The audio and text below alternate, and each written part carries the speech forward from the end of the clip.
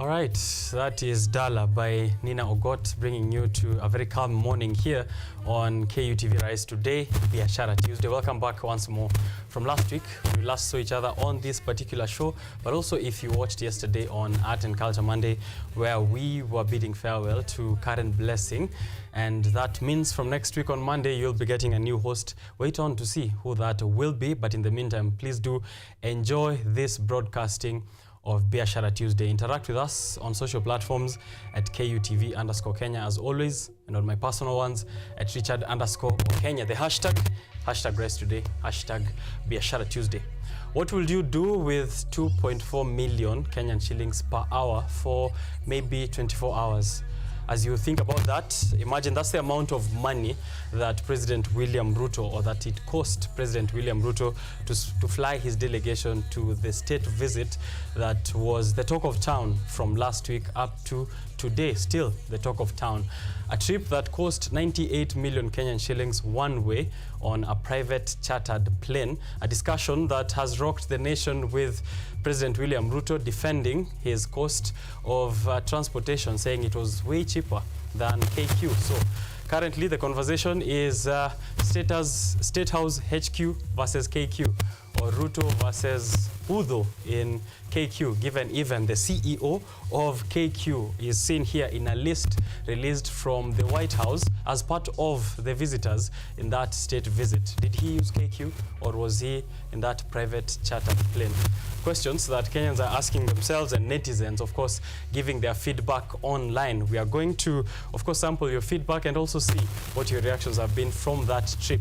We're looking at the bilateral deals, what the spokesperson of the government is saying, Isaac Mwaura, in defense to that 200 million Kenyan shillings expenditure, is that we have inked deals that are worth 1 trillion Kenyan shillings. So that's just pocket change.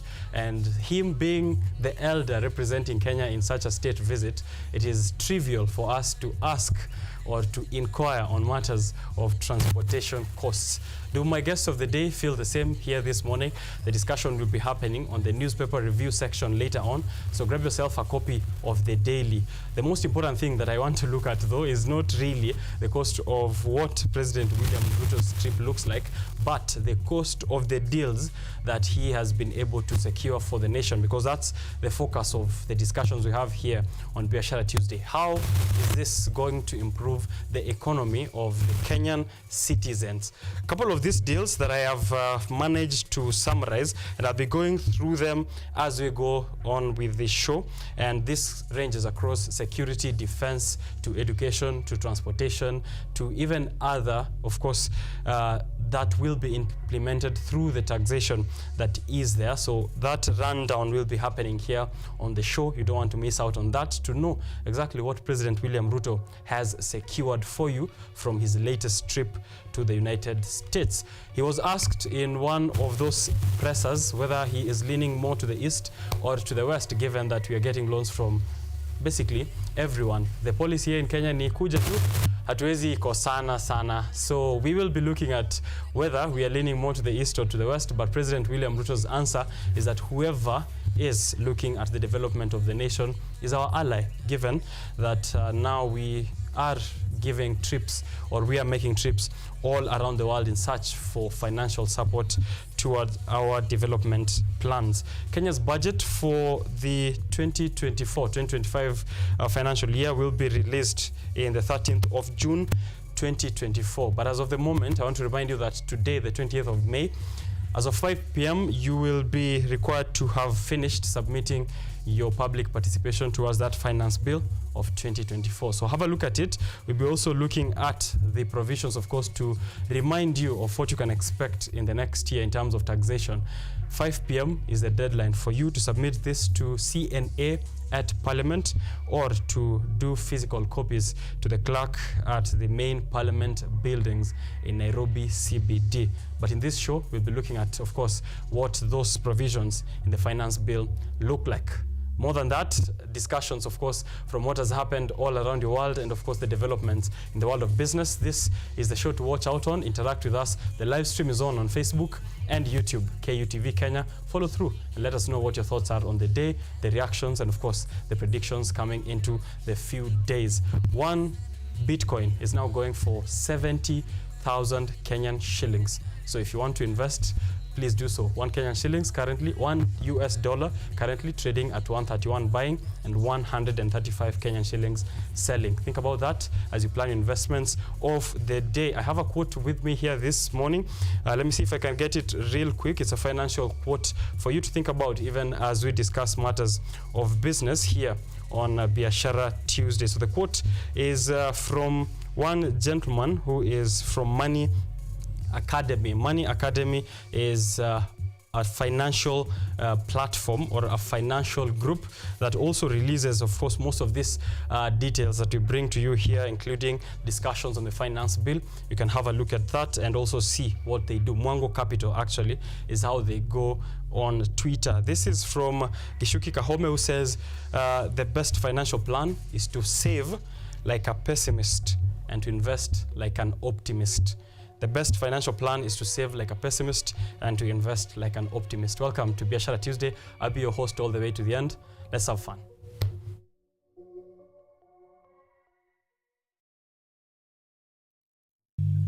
Speaking of dysfunction, man, like we have one hell of a dysfunctional country.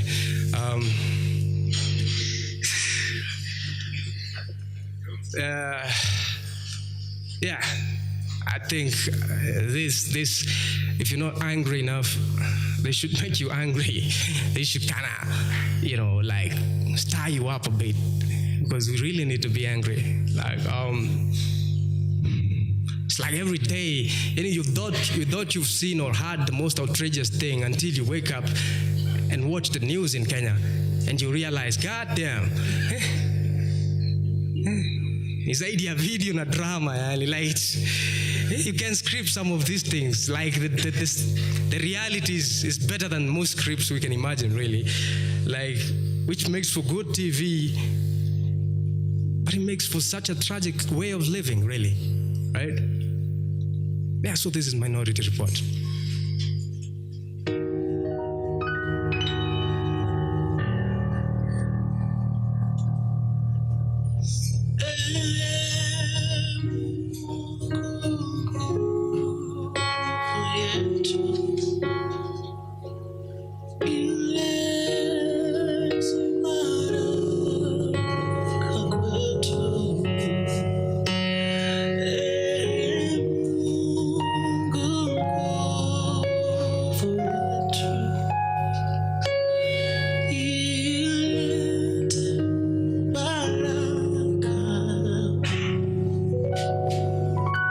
Cheki.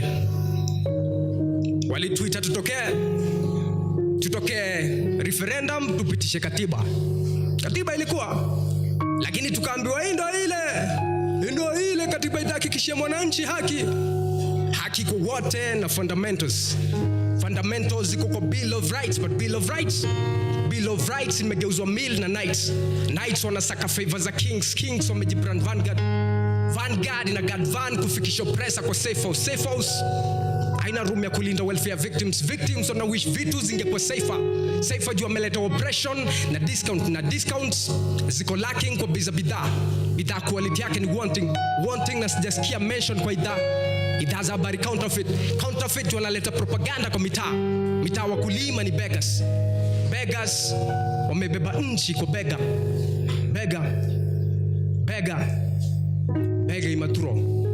maturo jaka mateta mangotore na ikombe biankia bikojuro biono itonga bikarija iro biankia nkaiga tiko kurira matigari ja watani bwajukiro kura itetari na shia toraba tetu adana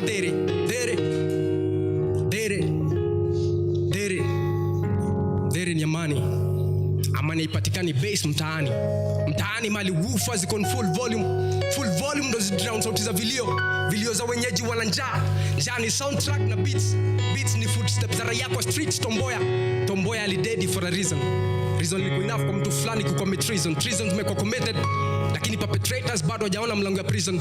Prison ni homestead kwa petty criminals na innocents alike. Na unlike mali za law school hapa hela ndio mwanani ndio innocent na si innocent walai. Walai sijaielewa nini funny na jokes za hawa watu times hizo jokes ni sisi zina kejeli na haifai that najitunga na mtu bado ninafaa kunichunga imanishi nikiuliza maswali ndio sasa unataka kunifunga juu nimeuliza maswali yanadunga juu hauwezi eleza ile ndapi mahindi tulivuna lakini watu wanakufanjaje hakuna unga na mavuno tuliweka kwa store na tukafunga tukakupea keys kama custodian atuambie ampataje pesa ya kununua keja runda. Umenunua nyumba runda na mama mboga mtaani haizi fika bei ya unga ilipanda venye budget ilisomwa na waziri akasema uchumi umepanda kwa nani kama serikali saidia. Ilishageuka national anthem ni ombi la nani kama raia Turkana wako fasting by force nafaa kungoja kwa traffic ndo rais apite akapumzika kwa ikulu imejengwa mbali na mwananchi anataka kuongea na rais but rais afiki so imebidi ni nduru kuko wenye walipiga kura ndo rais apite juu manifesto yake lidai kupunguza bei za bidhaa zikipungua mwananchi za afford by rais apike anga tumba itakuwa na kitu akijipata kwa traffic akingoja rais apite lakini kwanza simili fanyike manifesto bado mwananchi hasi afford by rais apike ndio rais apite na kwaje miaka 4 baadaye bado rais apiki na hata baada ya miaka 4 ya nduru bado rais afiki ani mwaka mmoja miwili mitatu minne tano sita saba nane tisa 10 hata baada ya miaka 10 bado wananchi anangoja rais afike.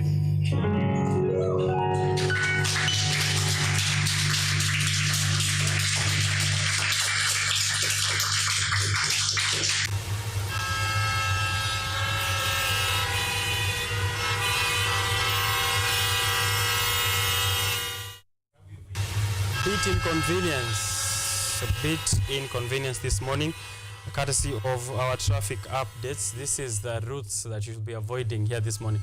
On Thika Road, leo kunakaa sawa by the way. It seems people hawajalipwa bado. So it's the end of the month, not many cars out there, but expect that to return next week, first week of the month, when people will be moneyed and fueling and getting the private cars out. But in the meantime, Thika Road kunakaa sawa, you can beat inconvenience. If you are on Kiambu Road, actually, unaweza beat inconvenience ya Kiambu Road this morning by heading to Thika Road. There are many panya routes that you can use to access Thika Road, alafu you go all the way to town by avoiding Muthaiga, because I'm told there from Kiambu Road to Muthaiga, through Muthaiga to town kunashikana sana, halafu leo Globe kunakaa kuko sawa. Traffic police officers being commended here on motorist office. Leo I'm getting updates from Mathri route, from motorist office. Those are Twitter accounts for the Motor Vehicle or the Motorist Association of Kenya, an umbrella driver and vehicle owner advocacy body in the Republic of KE. This week they'll be tackling the discussions around 2.5% motor vehicle tax, the Mombasa-Nairobi highway, one of those deals that are there in the Ruto 1 trillion deal trip to the United States. This is a 471 billion deal for the long-awaited Nairobi-Mombasa Expressway. 4 hours to the beach from Nairobi. How lovely would that be? So Kenya has taken this significant step in easing this congestion between the capital and the city port, or the port city of Mombasa. This deal of 3.6 billion US dollars is supposed to happen in collaboration with Kenya and an investment manager known as Everstrong Capital LLC for this project. An exceptionally large number of Kenyan investors as well have been investing, of course, in this project as well, and international investors and development agencies, which will be partnering for the Usahihi Expressway. Usahihi Expressway going all the way to the coast. So commencement of the construction supposedly by March 2025.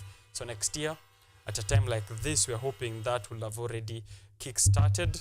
The tolling, operation, and construction and maintenance will be done under a Virginia-based firm which will handle the whole life cycle, or the entire project's life cycle, for a 30-year concession agreement. So from 2025 to around 2055, that's when they will be holding on to it. Alafu watupatie. I'd love to hear what your thoughts are on that, given also the expressway in Nairobi, Pia, it's under the Chinese up until when that lapses, and the SGR as well. Seems like key infrastructure is being handled by foreign firms, right? So that's the update, and the discussion will be happening under Motorist KE. You can follow them through for that conversation. Mombasa Road kuna kaa sawa. You can beat inconvenience by using the expressway Pia if you feel like it's a bit slow, but kuna kaa sawa sana, the information I've received here. And then also an accident, a very sad accident which happened at Red Hill Link Road. This is the areas of Westlands, from Westlands towards the area of Spring Valley, connecting from James Gishuru Road through Wayaki Way to Red Hill. So there, a driver flew off the road into someone's compound, and they did not survive this. So those are sad updates we're receiving from those sides. Please do drive carefully, especially that road, because I'm told by users it's winding. Yeah, wale watu wa hizo sides wanasema iko ni winding sana, too many corners and blind spots. So be careful when you're using that route. Langata Road kuna kaa sawa. If you're coming from Timol though, try and avoid Mbagathi Way or the current Ila Odinga Way, but kuna kaa sawa sana on Langata Road. Those are the updates from the ones I have here so far. If you're out there, please do let us know. Kuna kaa aje mahali uko, alternative routes Pia that people can use. It's important I give you weather updates as well, so that if you're going out, ujue how to prepare yourself, and then that you can plan accordingly. Now it's 17 degrees Celsius. It kind of feels like that for sure. There are precipitation chances at 0% right about now. Leo kuna kaa sawa throughout the day.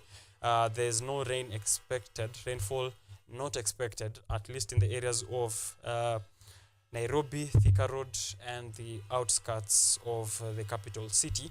So today is going to be just a bit cloudy, and then no rainfall expected all the way to Thursday, Friday, and Saturday. So prepare accordingly for the rest of the week. Those are the updates in terms of traffic and weather. We're going to see what has happened in the world, and then get, of course, those updates to you, courtesy of our reporters in KUTV Newsroom, and then get back to the discussions that I have prepared here for you. The guest of the day, I've been informing you who that is, so you have to be tuned into that and leave us a comment. We'll be reading that as we go on. Hashtag Biashara Tuesday at KUTV Kenya. Thank you for staying with us. We'll be right back.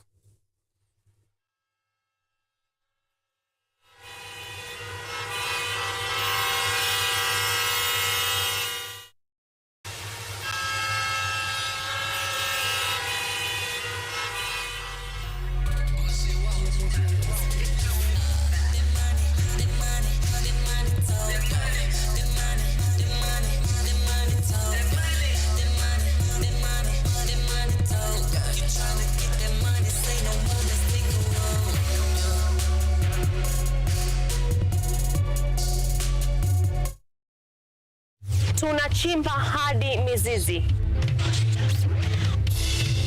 kuletea yanayojiri. So mimi naomba tu serikali yetu ya Mungu, ibarikiwe na Mungu, iweze kuteremsha bei ya mafuta. Yanayokukumba tuna maizi, tunakutetea sisiri. Ukweli ni speciali tukikupambia makala ya mwanamke mwake. Utasema hupendi mizizi ya habari. Nami Caroline.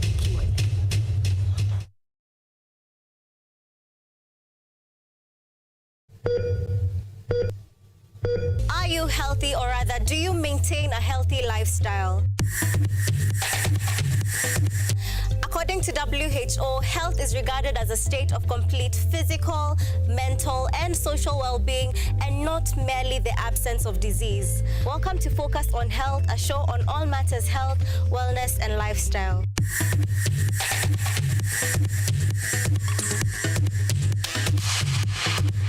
On this show, we cover a wide variety of topics inclusive of, but not limited to, dental, optical, mental, reproductive health, and so much more. Join me, Joy Bofenda, every Thursday at 7:30 p.m. on KUTV for compelling insights and discussions on all matters health. See you then. Focus on Health, your weekly dose of health and wealth information on KUTV.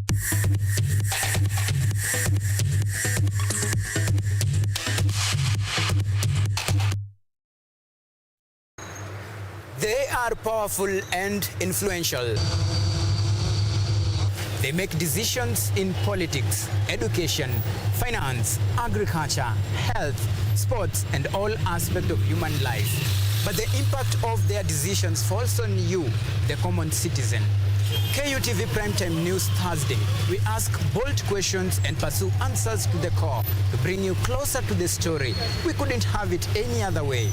Join me, Auma Evans, as I raise matters of social concern to raise your voice from the background to the foreground.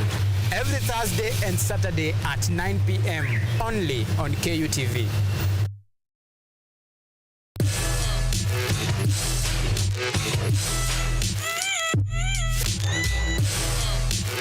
Hello everybody! Welcome to Engine, where we ask the coolest questions in science! Let's go! Is yogurt really just rotten milk? Why do humans need sharks to survive? How did a 12-year-old boy from Africa invent modern vanilla farming? How do you deliver medicine to a chimpanzee? Can poop be useful? How can you save the planet by reducing air pollution?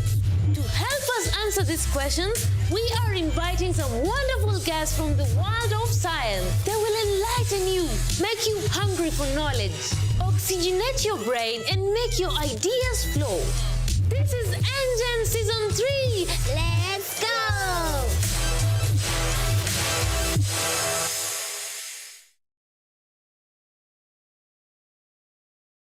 It is just morally wrong to be able to prioritize housing to health, for example, because looking at the bigger picture, which is that is more important to the people of Kenya.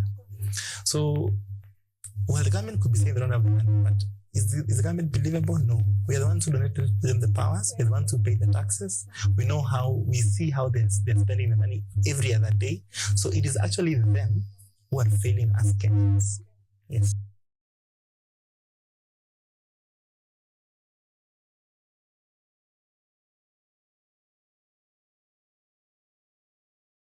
Technology, science, innovation, ICT and research. These are the ingredients upon which the solutions to the 21st century problems are founded. In a world that is rapidly changing, it's all hands on deck to ensure a balance in all fields of life.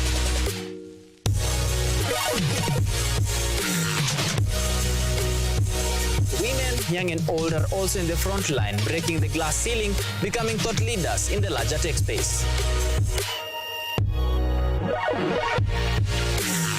Not forgetting other societies marginalized. And when the tech Avengers come together, we inch closer to a much safer, efficient, and sustainable world. What we view as a norm in today's advanced world was just an idea, and for nostalgic reasons, we trace back to the iconic days to bring you the retro tech. On Tech Innovation Show, we encapsulate all the pillars of the fourth industrial revolution, decoded in a language, all for one for all. Every Monday at 8:30 as we push the mantra, keep learning something new each and every day. Only on KUTV, a new experience.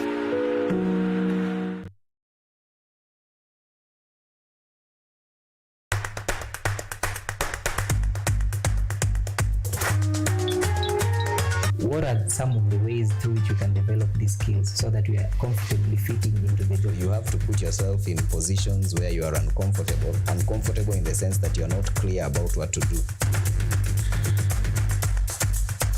Because I used to work a corporate job before. So when I left, I happened to visit someone's farm around this area. So this project is called the Security Breach Detector and Dependence Familiarize. It is meant to be used to detect, detonate explosives. We'll tackle all the tough issues, discuss all the weird moments, and hopefully share a few laughs along the way.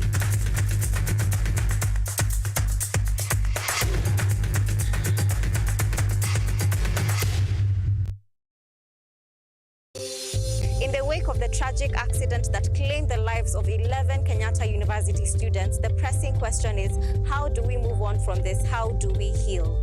On this episode, we gather different perspectives on how to deal with this tragic loss. Because, as I had earlier said, it is a process that we shall all have to work together in unity and harmony. What the students are expecting from this is some psychosocial support.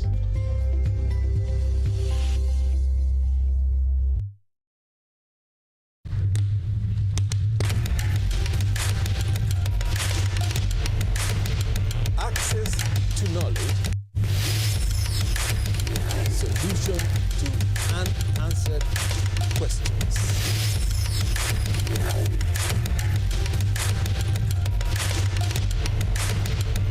Guidelines to pursuing your rights and repossessing your property, intellectual or material.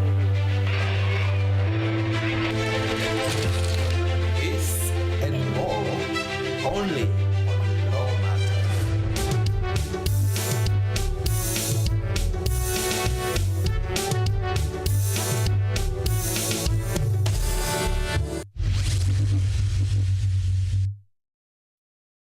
Lola is an app that gives you a chance to watch videos, listen to audios, and read articles wherever you are for free. Motivational stories, dramas, campus life, technology, lifestyle, adventure, sports, academics, jobs, entertainment, and more. Download Lola now on Play Store. All you need, you got Lola. Are you an aspiring media practitioner, a graduate, or you just want to advance your skills in television production? Then welcome to Kenyatta University, where education meets innovation. KUTV, the premier university television station in Kenya, is now offering short courses in TV studio, field technical operations, and video editing. Through these courses, you will acquire hands-on skills on camera operations, media production, lighting techniques, audiovisual editing, and sound and visual control, and how to operate key equipment in modern TV control room. Enroll today at KUTV and discover your full potential in cutting-edge TV broadcasting. Graduates of these courses will receive professional certificates. For more information, visit our offices at KUTV Studios or call us on 020-870-4252 or 020-870-4255 or SMS us on 0739-110-544. KUTV, a new experience.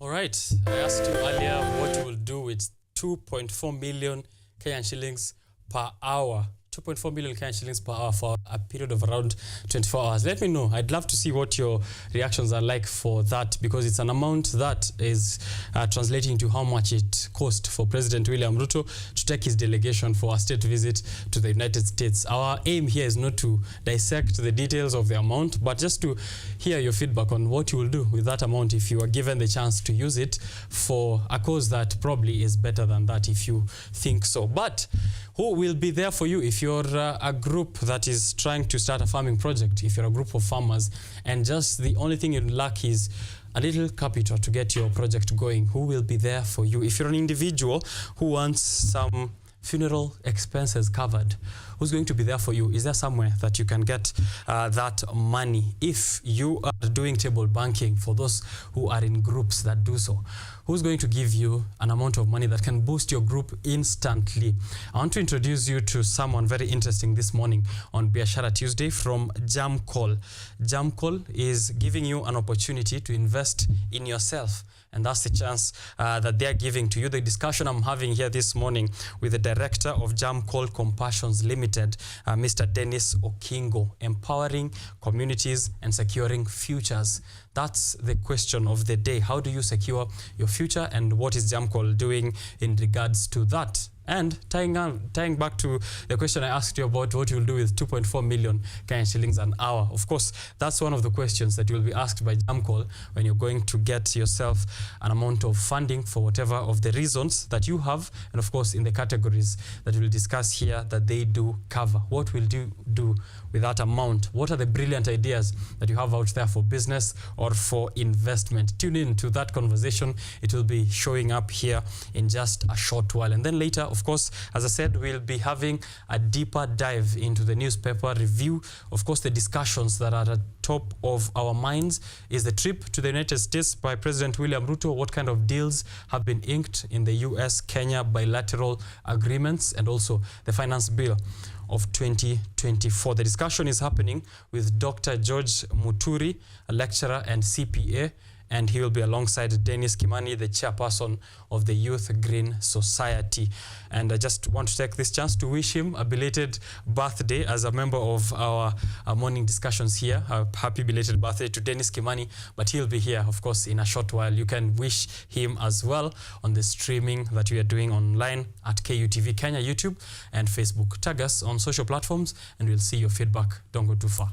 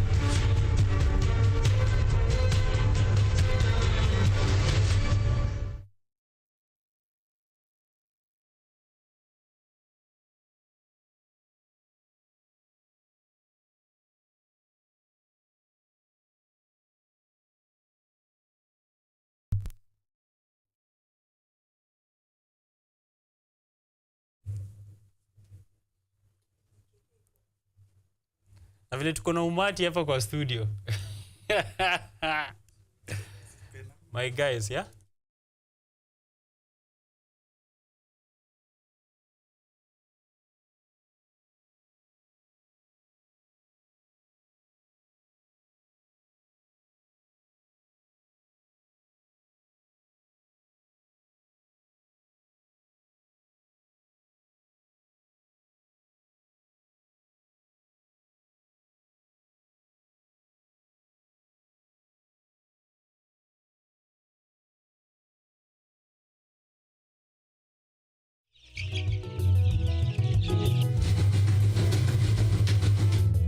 Ni kaunti maarufu kwa kuzalisha maziwa na ukuzaji wa majani chai.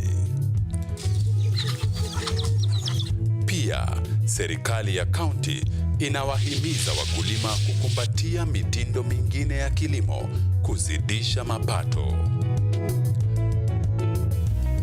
Kama kuna kikundi moja inafanya biashara ya kuuza kuku, hao pia tumewafadhili kuwafunza jinsi ya kuhandle zile kuku kwa sababu wanaleta kwa wingi.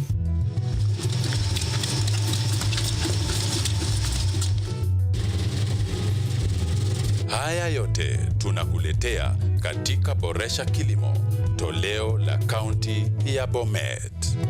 Kilimo ni nguzo kubwa kwa ujenzi wa taifa. Maelfu na maelfu ya wahamiaji wakiwa na watoto kutoka nchi za Amerika ya Kati wanaendelea kuwasili kwenye mpaka kati ya Marekani na Mexico. The folks are going. Thank you very, very much. I appreciate it. Thank you. Ni habari kutoka pembe zote duniani. Pepo pasi vuguvugu, pepo pani idea. Tazidi ananyonya, hanyonyi vizuri, anakuwa hayuko comfortable. Jeshi la Jamhuri ya Kidemokrasia ya Kongo linapambana na waasi wa ADF. Wito kwa mashirika, makampuni na vile vituo vya uchukuzi. Mambo mengi yatakwenda kama yalivyopangwa. Hapa ni kuna mmoja wa viongozi wa chama cha wavuvi katika eneo hili. Zaidi tunajaribu kuwapa chanjo ili ina boost ama inanyanyua kinga ya mwili, hiyo inaenda kupelekea kupambana na virusi. Ni duniani leo, Jumatatu mpaka Ijumaa, moja kwa moja kutoka VOA Swahili, Washington DC.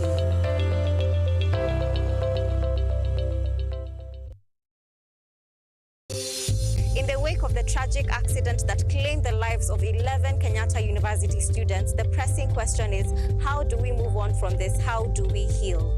On this episode, we gather different perspectives on how to deal with this tragic loss. Because, as I had earlier said, it is a process that we shall all have to work together in unity and harmony. What the students are expecting from this is some psychosocial support.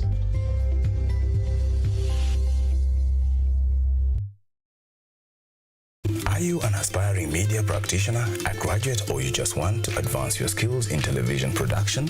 Then welcome to Kenyatta University, where education meets innovation.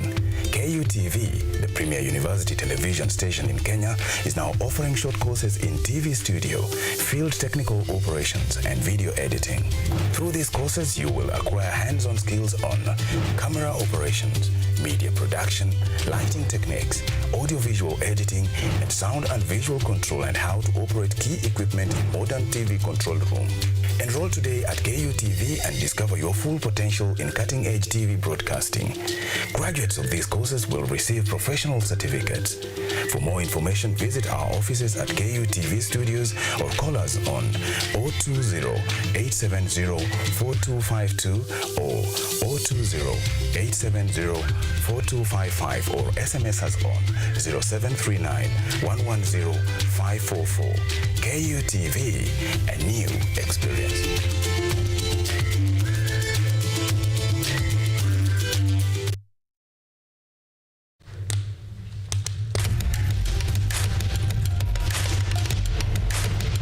Access to knowledge,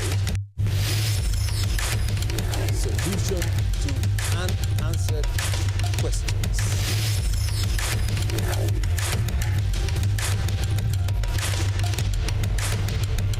Guidelines to pursuing your rights and repossessing your property, intellectual or material. This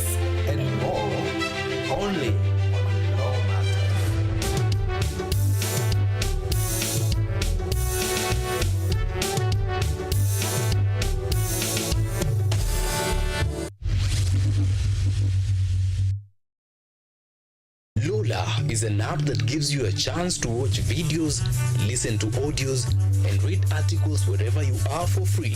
Motivational stories, dramas, campus life, technology, lifestyle, adventure, sports, academics, jobs, entertainment, and more. Download Lola now on Play Store. All you need, you got Lola. Lola ni programu inayokupa fursa ya kutizama video zozote pindi tu unapokuwa na nafasi. Hadithi za kukupa motisha, drama, maisha ya vyuo vikuu, teknolojia, masuala ya jamii, kuzuru maeneo tofauti, spoti, burudani na zaidi. Pata programu ya Lola sasa kwenye rununu yako kwa yote unayohitaji. Are you healthy, or rather, do you maintain a healthy lifestyle? According to WHO, health is regarded as a state of complete physical, mental, and social well-being, and not merely the absence of disease. Welcome to Focus on Health, a show on all matters health, wellness, and lifestyle.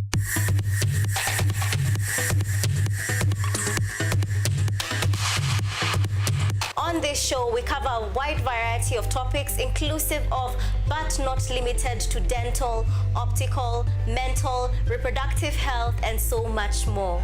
Join me, Joy Bofenda, every Thursday at 7:30 p.m. on KUTV for compelling insights and discussions on all matters health. See you then. Focus on Health, your weekly dose of health and wealth information on KUTV.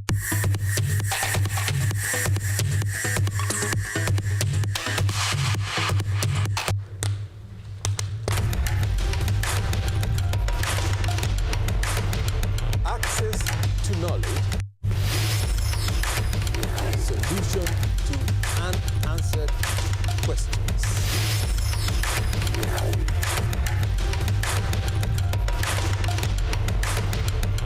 Guidelines to pursuing your rights and repossessing your property, intellectual or material. This and more only on Law Matters.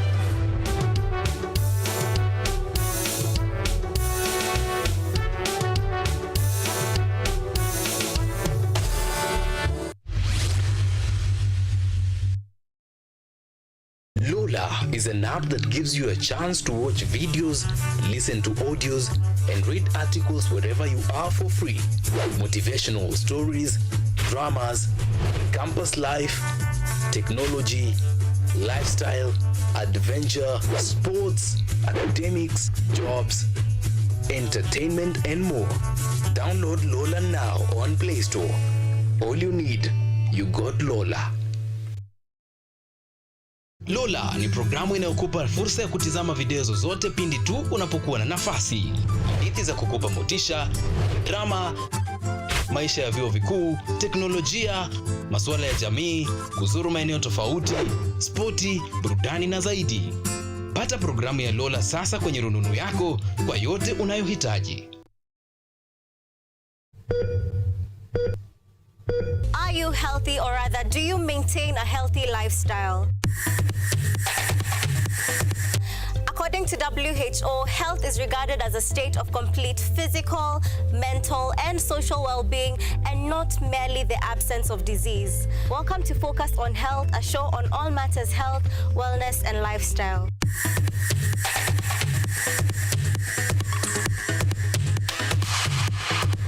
On this show, we cover a wide variety of topics inclusive of, but not limited to, dental, optical, mental, reproductive health, and so much more.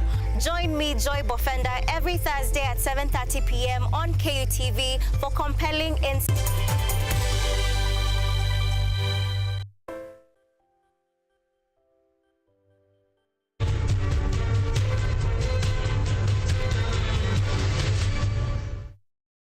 Let's bring it up. Welcome to Biashara Tuesday. Welcome back. And if you have been tuning in, we'd love to see or to know where you are watching us from. So leave a comment. Utuambie una watch from wapi. Who would like to tune in to the show.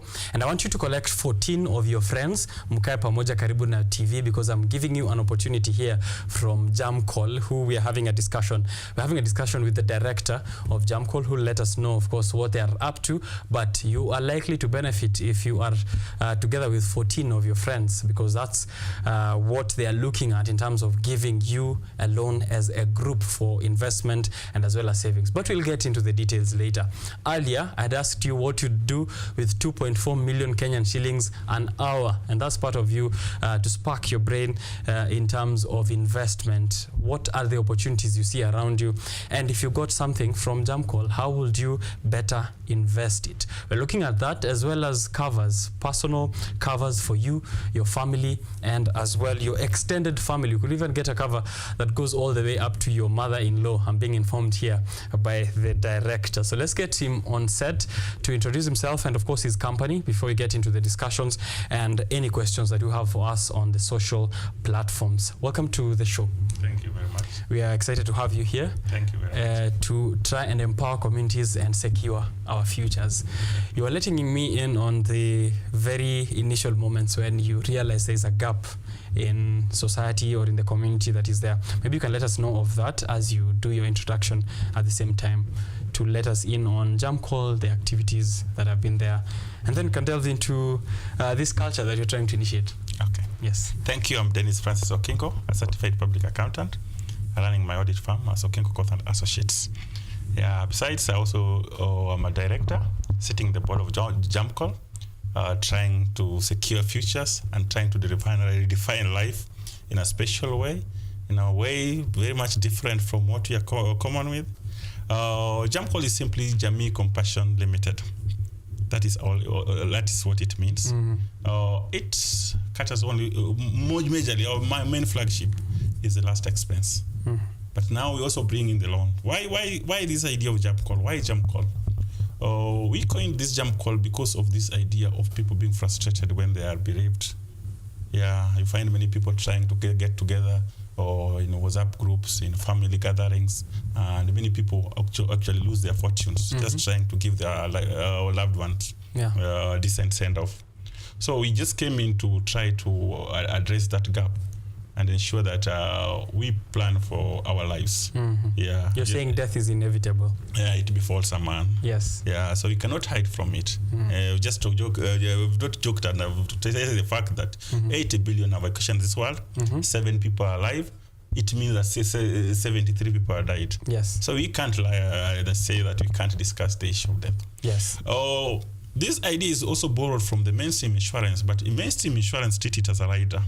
Yeah, not that important. Okay. Yeah, with them they want to deal with you when you're make money with them. Yeah, but for them to consider it as a rider, they have also recognized its existence, that death is there, it falls a man. Okay. So we've just tried to magnify what they call a rider to become our mainstream or flagship product. Okay. Yeah. How would you say your professional background as a CPA ties into what you do at Jamcall? Okay, what I believe in, what I learned in school just helped me prepare myself for future to navigate my life. Yeah. I don't need to become accountant in future because I was an accountant in school. Yeah, that knowledge I get from school, it just helps me to navigate my life. Yes. So in the process of navigating my life through accounting, I realized that my community needs my attention in this area, and I wanted to do something different from what ordinarily is done by accountants. Yes. Yeah, as an auditor, I've audited many organizations, including insurance companies, including financial institutions like NGO, like microfinance and NGOs. And in that process, I've tried to collect some information that can help me shape my way forward in terms of giving back to society. Right. And Jamcall is majorly molded around building the society and growing together with the society. Right, it's there in the name, Jamii. Jamii means community. Jamii actually means community. Yeah. Compassion for the community. Yeah, you're compassionate about the community. And then you perform as a formidable, formal organization and a limited liability company. Nice. Yeah, right. So that it has its own identity. Okay. So the discussion we're having here is empowering communities, securing futures. And when we're talking about the future, it's the young people who will be the future. Basically, the audience of the show that we are having here on Biashara Tuesday. We are trying to empower them. But when we're having a discussion with you there on the sidelines, you let me in that the one thing that we lack is risk-taking. Yes. And therefore, we are not investing as much, or we're not taking up these opportunities such as what you're offering at JAMCOL. How do we deal with this culture? This, this the culture of saving and risk-taking must be molded in us at a very young age, when we are still going to school. Let's not go to school to earn white-collar jobs. They are no longer there. They are collar studies. They are black-collar jobs. So what I'm trying to say is, when you're going to school, you start that practicing of saving and being together, because togetherness is purposeful for your growth, not only financially, economically, socially, and it can also change your thinking, make you reason better. So JAMCOL comes in to try to address that issue of bringing people together, trying to culture them in a way that they can live. I live because you live. Since you live, therefore we live. That idea of being together, and trying to do something together for the common good of your group. Okay. So in us coming with the idea of bringing people together in a group of 10, 15, 20, and training them on how they can always do their table banking or do all the day-to-day activities, and even shelving them from always discussion of, we've lost a friend, we've lost our father, we lost. So we've taken that responsibility from them to JAMCOL. We are allowing them now to just concentrate on what can help add food on the table. Okay. Take their kids to school, and we will develop them financially towards what their realizable goals. Okay. So that is actually what JAMCOL is doing. It's not only shelving you from last expenses. It's not only shelving you from burdens that come with the school fees and other things. It also trains you on how you can move forward as a team. And we have a training department purely dealing with the trainings, because we cannot give you a loan if you're not prepared for that loan. That would be a waste on your end and for them as well. That's definitely a loan that is going to be go bad. Yes. So we first train you, we prepare you for that loan or facility, then we release it to you. Okay. So the first thing we invest on much is training. And sometimes we realize that these people actually don't even need loan. They just need to organize themselves, do their savings, like we say 20 bob or 100 shillings per day, like borders we deal. They save like 50 bob every day, 50 bob every day, and there are almost 1,000 borders. That is 50,000 Kenyan shillings. Within 2 years, that's million. They can have their flats up there. So I see is that sometimes you might not actually be needing financial assistance. Yes. That your culture is what is preventing you from growth. Yes. Okay. Sometimes you don't put your best foot forward, so you don't even know what you need. Okay. And that is where the first step we deal with group is just to try to ensure that they know who they are and who they are and what they want. Okay. Yeah, because sometimes JAMCOL is giving loan, let's rush to loan. We're looking for a loan of 100,000, yet within yourself you can raise even 700,000. So that's also one of the things that we try to address. Nice. In fact, sometimes you don't even give them loans, and they end up benefiting from us more because of the trainings and advice we give. That's great. That's great. You're saying you will always be there for them, always there for you. Yes. And you're trying to look at, of course, the range of services that people can get as you try to be there for them. I don't know if we start from the covers or the loans. I think we should start from covers, because for you to benefit from us in terms of the loans that we give, you must be registered with us. Okay. And registration means that you are covered.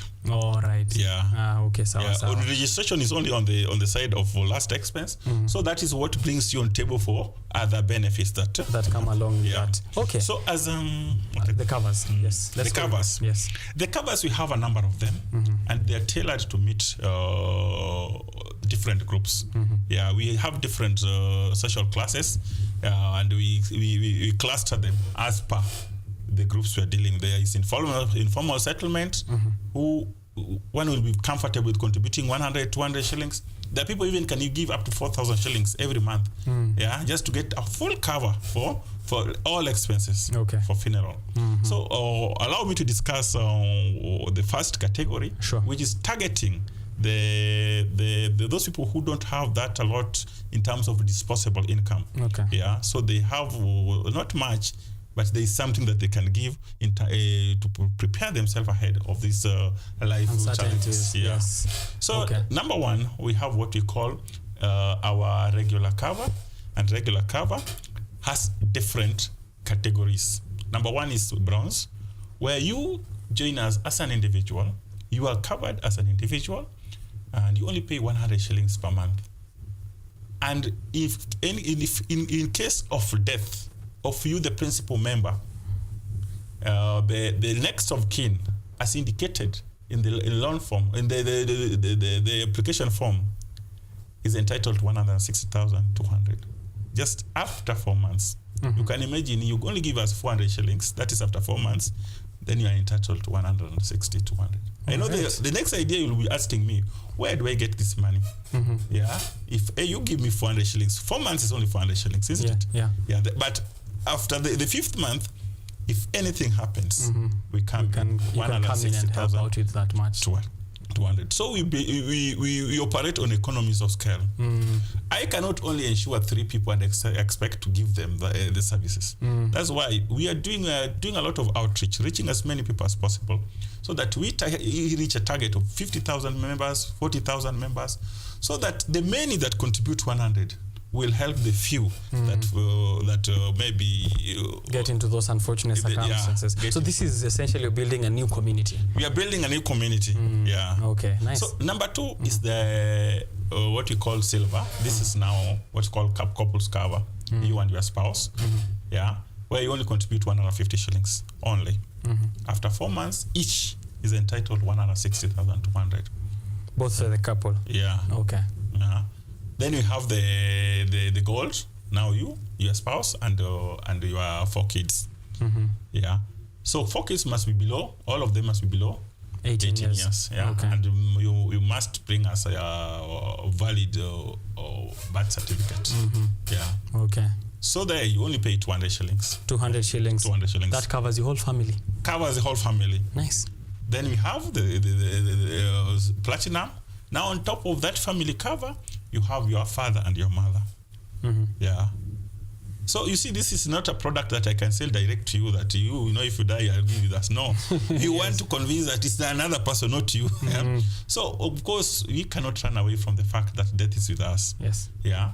So we try to, because like, are you here, maybe when your grandfather, your father passes on, the responsibility rests with you, that you have to organize A, B, C, and D. Yes. So we don't want you to go through that hassle of, let's get a KKU, WhatsApp group, comradeship, we give 2,000, 1,000. I'd mentioned it earlier that the 2,000 I give you today, you are indebted to me. You will one day pay it. Yes. Even when I'm organizing for a Rusi or something else. And you call me at 2 a.m. Yeah. We've been working together, my friend.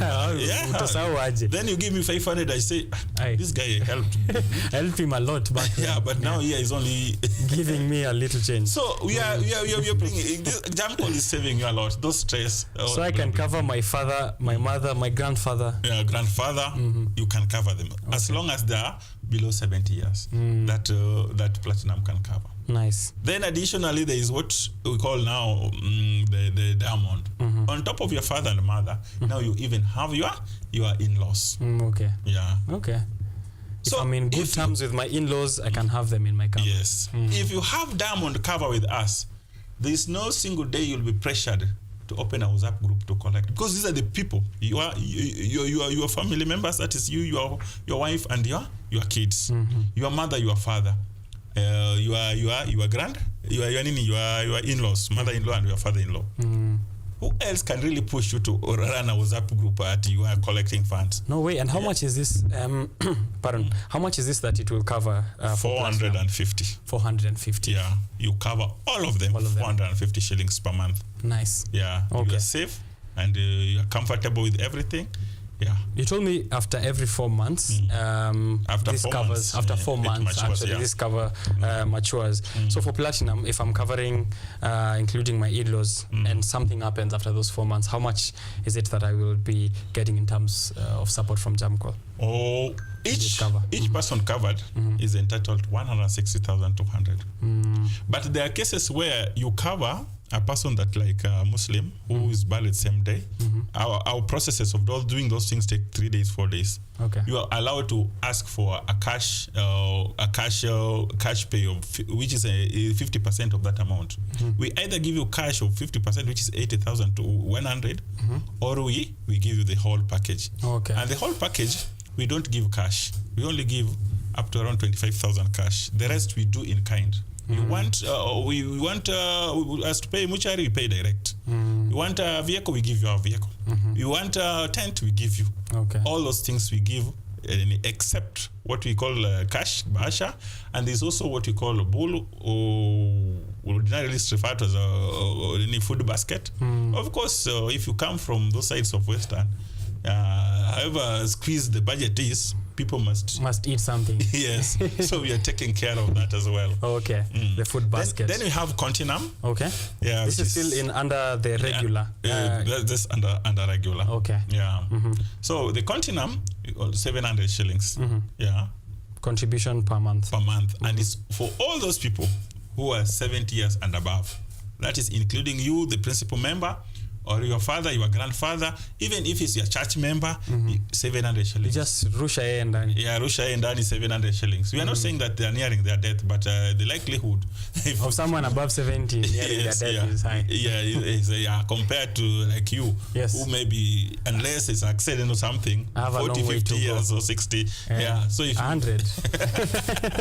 100 more. So if someone is above 70 years, my great-grandfather at home, I can add them in this cover. Yes, you can. Continuum. So let's say you want to cover your grandfather and your family. That's 200 shillings plus 700. That's 900 shillings. Yeah. Okay. So you cover your family and your grandfather. I add him. In fact, if even your grandmother is alive, that's a couple's cover also, but above 70. Yeah. I doubt there are a couple anymore, but it's been a while in their relationship. But I've seen that in regular from bronze, silver, gold, platinum, and continuum. So this is specifically for low-income earners or people who have not that much in disposable income. Yeah. So for moneyed men and moneyed people within society, what does their cover look like? Or their options? For the moneyed men, we have what we call extra regular. Okay. For the middle class, and you have the super regular. Okay. For the ultra rich. For the upper class. For the upper class. So for the upper class, we cover we cover up to 738,000, which we believe ordinarily will give anyone a decent send off. Yes. For the extra, we cover up to 350,000 Kenyan shillings. Okay. Yeah. Maybe I'll get time to explain them in details, but that's the cover for the extra is 350. We can do a highlight of them just as we are now. Yes. So what does it look like in terms of the breakdown? In terms of the breakdown, we also have the bronze, we have silver, we have gold, we have continuum, and we have I didn't tell you about VIP and VVIP. No, you didn't. Yeah. You said continuum at the last. VIP and so VVIP. VIP is actually your near relations. I want to cover my sister, my uncle, my auntie. Those are near relations that are not falling within your mainstream family tree. Yeah. But now the VVIPs, I've met you, my comrade from KUTV University. Maybe somehow you are only alone, no one takes care of you. I want to add you into my cover. And I just, it's just 100 shillings so long as you're below 70 years. Oh. Yeah. So if you are paying for my family 200, I'll only add 100 for you. Okay. So you are covered. So brothers from another mothers are covered. Brothers I can add them in are covered for just 100 Kenyan shillings. Yes. So I realize that it's regular and then extra ultra, regular, as you said, and all these categories still fall under. Yeah, they fall under. There's a breakdown. I think we can share on the screen or something. Yes, we do have them up. Yeah. Yes, we'll be showing them also as we go on with the conversation. Yeah. So how different is this, as you were telling me, from insurance, mainstream insurance? People get life covers, people get other covers as well from mainstream insurance. How different is Jamii Compassion Limited doing it? We are offering the same thing, but using different approaches, because we tell our products to fit what the people on the ground want. You find that currently, as we speak, only 3% of Kenyans are covered in the mainstream insurance company. So where are the 97%? Where are they? Do they want this cover so they don't? The issue is lack of knowing what they are doing. Lack of knowing what the insurance companies are doing. Get me right there. Yeah. Because sometimes insurance companies may want just to target the high end, the middle class. And our population, 75% and above, are low class. Who is there to attend to these people, the 75%? So before you develop a product, you must know what these people want. And I want to use the China approach and the West approach. When China wants to sell you a product, China will come to you and ask you, you want this phone? Yes. How much can you pay? 2,000. China will go back and get you that same phone that is worth that amount. But the UK, US, they'll come and say, I have Nokia here. I'm selling at 65,000. Yeah, if you want it. If you want it, we don't compromise our quality. Yeah. So that's what insurance company mainstream are doing. I see. Yeah. I see. That's a good comparison. That's a good analogy there. Analogy, yes. So if you capture that analogy, you'll realize why these people are just at 3%. And you'll realize why China is now taking over everything in Africa. And long time we used to have Land Rovers, the real. Now we have Land Cruisers. You don't know what you're moving to next.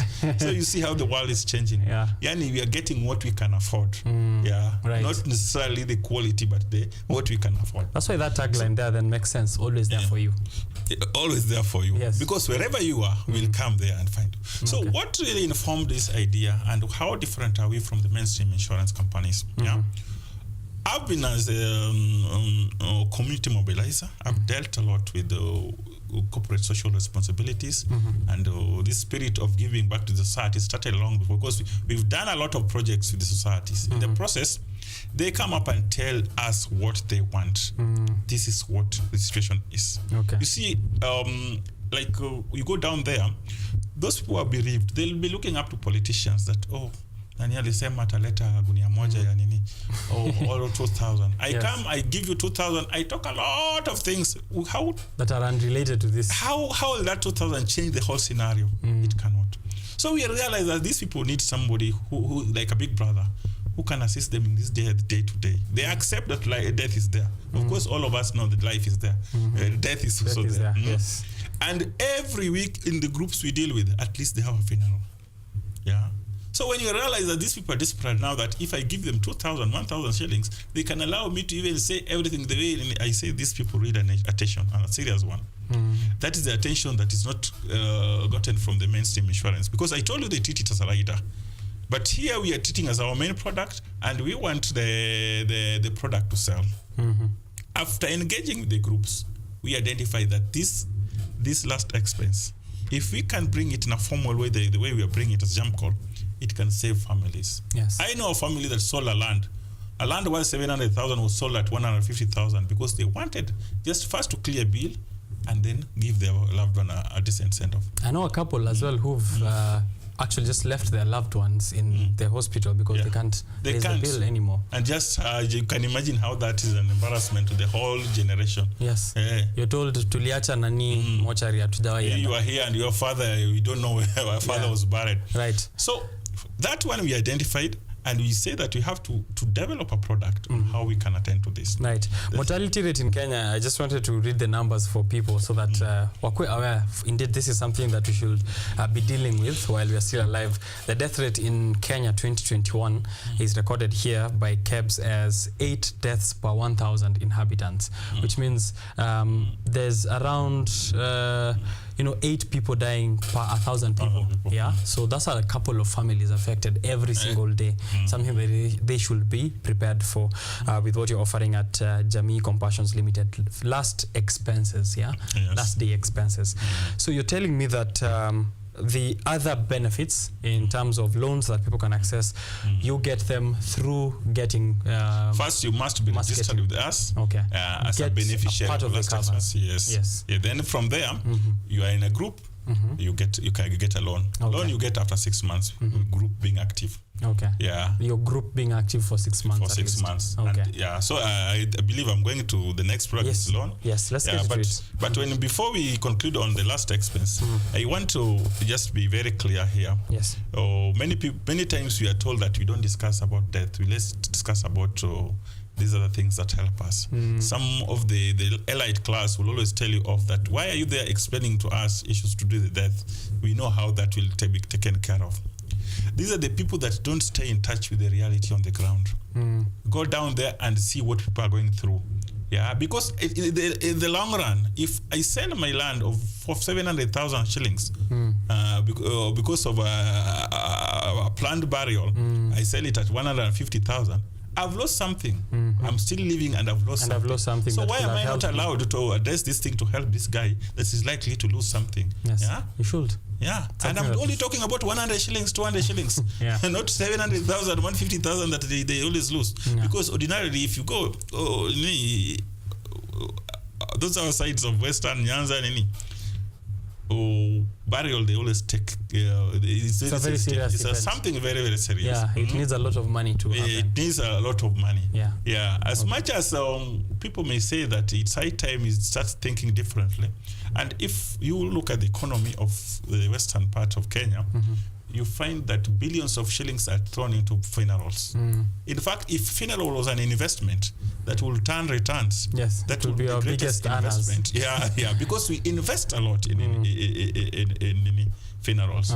I can offer to buy a coffin of 100,000 when my father is dead, but 700 shillings when he's alive for hospital bill, sometimes I struggle with that. I can offer to buy my friend maybe a bull when his wife passes on, but when he calls us for a rambe for operation, I said no, I'm very busy, I'm traveling to Dubai. I'll attend to that when I come back. So sometimes we don't want to stay in touch with the reality, and the reality can now be spoken by Jamcol saying that this is what it is. We call it what it is, and this is how we deal with it. Yes. All right, thank you for that first part on the covers that you can get with Jamcol. So once you are a member, I am informed 6 months of your group being operational, and once you get you're a beneficiary of one of the covers, you're eligible for these loans that he will let us know of now, Bona Director. What are they looking like? As you said earlier, individuals, apana, kwa sababu you're trying to create a community that also fosters accountability within ourselves. So gather yourself and 14 other people. These are what you can get. Let us know of those. Thank you. Yeah, it's very interesting because our loan products are also tailored to meet the expectation of these people on the ground. Yeah, we don't give much. Yeah, we only give what you can pay. There is one loan that has never been anywhere, and we developed it, called Market Day loan. Yeah. You know what Market Day means? Yes. You see, you will find people who are selling nyanya, kitungu, hizi omena. They struggle even to raise 4,000, 5,000 for or capital for a particular market day. So here, when we went to a certain group, everybody was concerned about how can they restock their goods to meet the market day demand. So that one informed our decision on the market day. We said, okay, you can always, if a market day is on Thursday, come to us on Tuesday. Process that form, we give you that loan that day. You go and buy that omena, sell it on market day. The following day, refund us, then start a process. It's a process that within 2 weeks you've taken like 2 loans. And we see it's really working. Okay. Yeah? Right. And it's not going to be above 5,000 because we are not targeting these people who are maybe in manufacturing industries. We are not targeting the hardwares. We are targeting these mamas. Market day pale Githurai on Saturday. Yeah, on Saturday, market day. you want nyanya, it's only 5,000 shillings and you buy nyanya.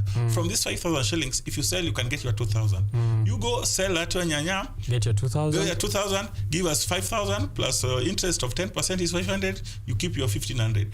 After 2 months, you'll have built that capital base that you'll also will not need us for market day loan. You'll need us for another different thing. Yes. Okay. So that market day loan was actually tailored to help these mamas, maneuver their ways over market days. Yeah. All right.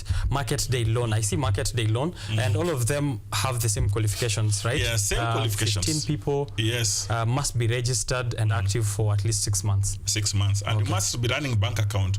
For us to give you a market, first of all, these loans, all of them, we give to bank account of the group. So it's a group that will send this money to individuals, because we will expect the same bank that we sent that money to raise our standing order to repay us our money. If you don't pay, I'll not get that money to give another group. Yeah. Okay, another group so that you have needs to it. pay. Okay, yeah, that's a market day loan, and we've shown it there as well on the screens for people to see. We have farm input voucher, which I was having a look at as well. This is another thing that also we developed. Me being a mobilizer, there's a day I was running an NGO called Okengo Mwangaza Foundation. Okengo Mwangaza Foundation was doing a subsidized plowing for people around within Siaya County, where we could hire tractors. Ordinarily 1 acre tractor is 3,000, but we will charge these people that we are going to plow to 1,800 shillings. So it means that we were saving 1,200. Okay, we did almost 300 acres for people within Siaya County. And I say that for it to be sustainable, let's not suffer much. Let's involve this group so that we do it together. Okay. So we developed a product called Farm Input Voucher, where we give you a voucher. You go to you go to a veterinary shop or agrovet. You get seeds, you get fertilizer, then we give you tractor, all totaling to 13,500. You pay it over 6 months. Okay. Yes. So that's we ensure that you plow. We don't give you that 13,500 because people divert funds.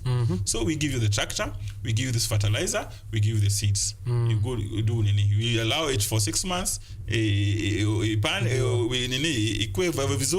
Then you can start paying, and that one only happens when you are also in a group. We only charge 10% on interest. Right. And so it's one off. One thing I love about that is if you're in a group, it means even if you didn't have an idea of what activity to do, you could use this loan as an idea as well. Let's get into farming together, the 15 of us, and we have Jamcol to help us with this farm input voucher.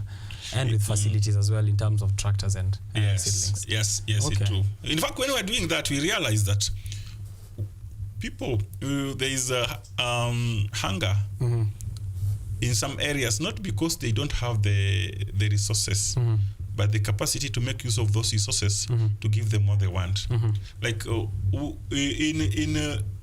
in one village alone, which is I don't know how I can measure it, you could find, within a ward, we found that the land that's lying idle, that is, there's no home there, there's no farming activity going there. The land that was lying idle is more than half the land of that whole ward. So you will imagine how people don't use their resources that are at their disposal to get to the next level of their lives. So in the process of doing this, you're motivating them to put it into use. We can also train them to this land here. It's very fertile. We are going to give you this, and this. And in the long run, it boosts economy. All of us are happy. Right. That's actually the idea we have behind the farm input voucher. Let's finally talk about the last one I have here, project, the table banking loan. Table banking. Then we have also the project. So table banking is this is actually something that has been there for years. Yeah, but now sometimes people use it just to buy these consumables, these things that you don't buy for resale. Like you get a table banking loan of 40,000, unanunua sofa set, unanunua TV, unanunua siku hizi si nimepanda maisha, ni Mungu tu. Ni God. Yeah. So what we're saying is, if we find that you're doing table banking of 50,000 every week, we double that. And we double it with the proper training that if you get 50,000, don't use it on TV. Yeah? you can use it on restocking your business. You can use it even in doing other things. You don't even need to take loans from us when you have your table banking. Yeah, you can use it even in doing your farm input. It's not a must that you have to give. You can also use your own ideas creatively to get it. So that table banking, and it's really very popular. Yeah, we've done it, but at that time we were doing it as an NGO. We were only giving 10,000, but that one was not refundable. We just wanted to see if this thing can work. It was a pilot project, and we found that it was really working. It was helping. In fact, there's a group that confirmed to me that out of the 10,000 that I gave them, already now from that 10,000, they've tripled it. Yeah. So if you can triple 10,000, what if I give you 70,000? Yeah. And Mark, you are not giving big amounts because you're also dealing with the people on the ground. And there are very many. If I were to give 1 million to one group, how will I use another group in Kisii or in Kakamega to get the same amount, right? Then we have a project loan, I think. Group project, I think, which is the biggest offering you're giving. Yes. Okay. You see, the project, and this one can even be taken by the students. Yeah. Sometimes we go through a lot. The time we receive that our certificate as a graduate, to the time we now settle as a permanently employed, it really you go through a lot. Yeah. There's a lot of, they call it tammacking. Yeah, you're tammacking. So we just came up with the idea of reducing that stress on that during that tarmac period. Yeah. Yeah, you see the reason, you know how tarmac came about? You see, when the white men came and started bringing this tarmac roads, so every young man was always employed in tammacking. So I will leave home saying that I'm going to tarmac. Oh, because it's work, and not that you're working on the tarmac. Yeah. You're doing the tarmac. You are doing the tarmac. Okay, I see. Yeah. All right. So you're helping out in this tarmacking period. Tarmacking period. We have groups that they only deal with tree planting. Yeah, you do trees. When you sell a 10 bob, you have almost 50,000 of them. If you sell all of them, that is 500,000. You have pig rearing. You can keep poultry. Also, we finance it fully. Even car wash, you have that machine. Yeah, water. We buy that tank. That pump as well. Yeah, and pump as well. So we help you use. If you sell water like 1 liter, you only sell at even 5 bob or 4 bob, and you do like 20,000 liters a day.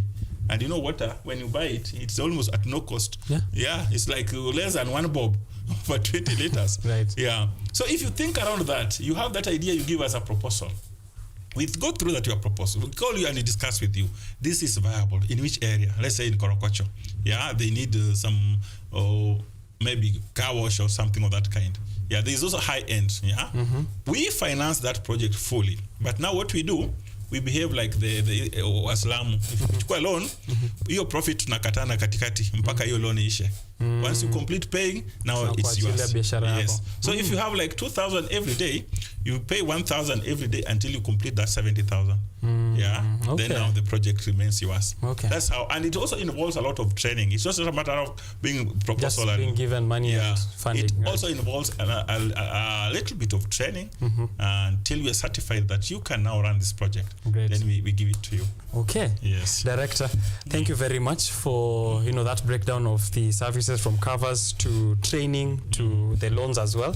Because of time, I think we'd like us to wind it up around here.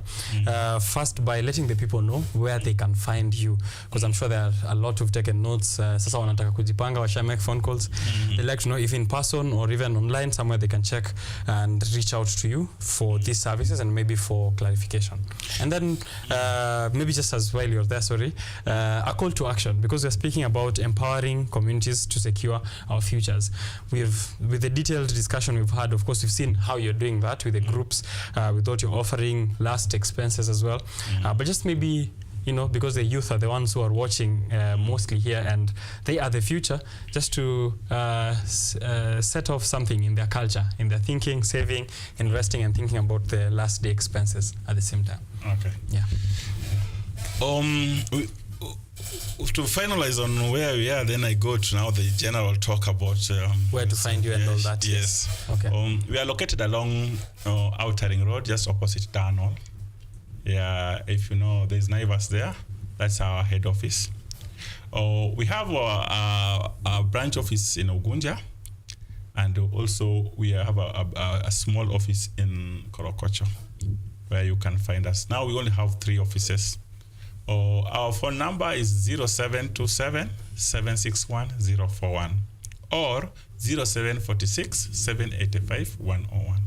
I want to repeat it, 0727 761 041 or 0746 785 101. We work from Monday to Saturday. Our office is fully operational. Anytime except on Sundays and Saturdays evening, you can find us, call us, engage us, so that we grow together. On the last part is let us use our education as a means to an end, not an end in itself. The moment we realize that everything starts when we complete those our O's or our degrees, it's very important for us. Bright people outside here take a long time to adjust to reality because of the mentality that they have to be engaged permanently and be pensionable. Average people get it easy. That's why C+ and below employ A's, because C+ always fit in any life environment, and they start make best use of the environment the way it is. The moment we'll have the brains that C+ have in the A's, this country will be world class. Let's try to shape ourselves thinking differently and believing in ourselves. If God has given us that opportunity, to excel in class, let's go beyond that excelling in class and use it practically to change the lives of our times. All right.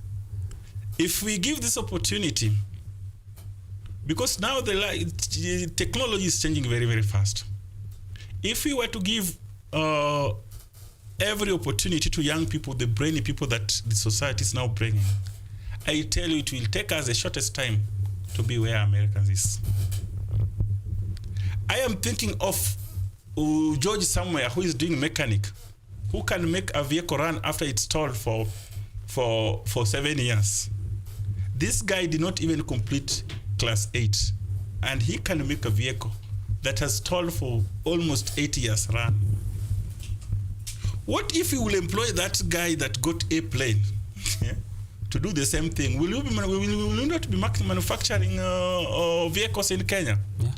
My friend, that is food for thought. Food for thought. I want one day to be engaged with students. We can always have discussions around how we can mold ourselves to fit ourselves in the society. Right. Yes. Thank you very much.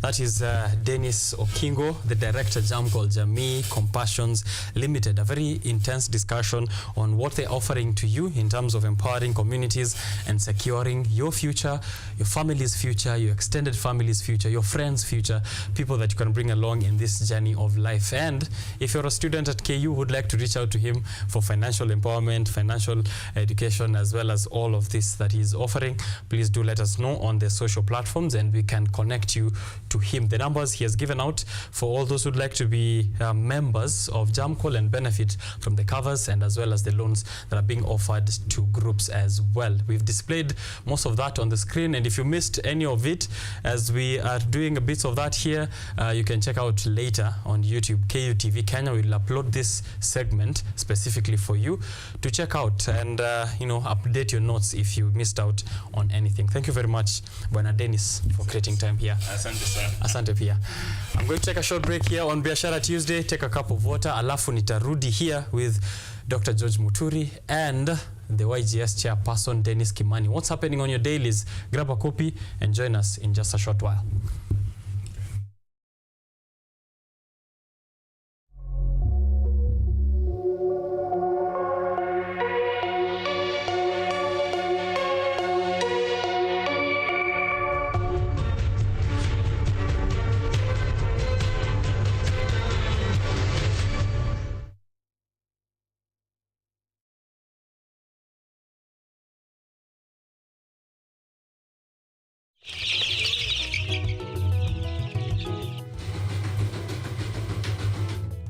Ni kaunti maarufu kwa kuzalisha maziwa na ukuzaji wa majani chai.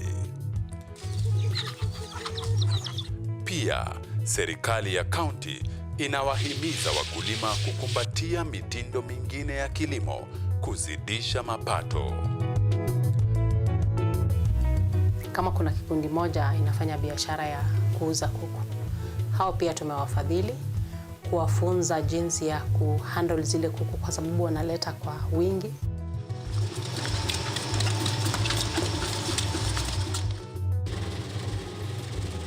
Haya yote tunakuletea katika Boresha Kilimo, toleo la kaunti ya Bomet. Kilimo ni nguzo kubwa kwa ujenzi wa taifa.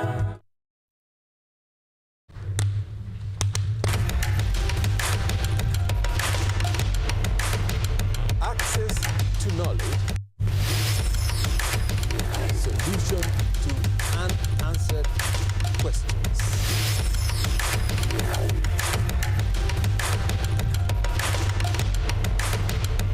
Guidelines to pursuing your rights and repossessing your property, intellectual or material. This and more only on Law Matters.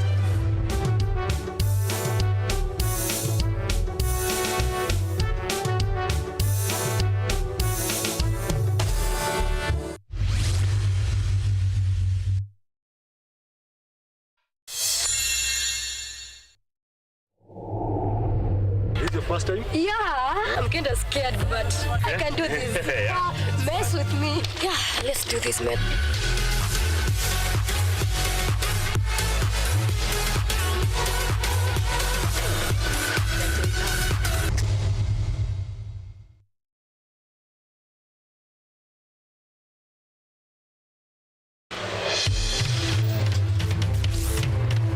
Tunachimba hadi mizizi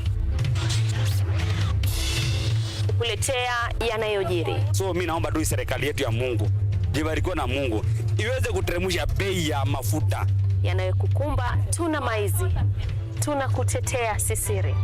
Ukweli ni speciali tukikupambia makala ya mwanamke mwake. Utasema hupendi mizizi ya habari. Nami Caroline.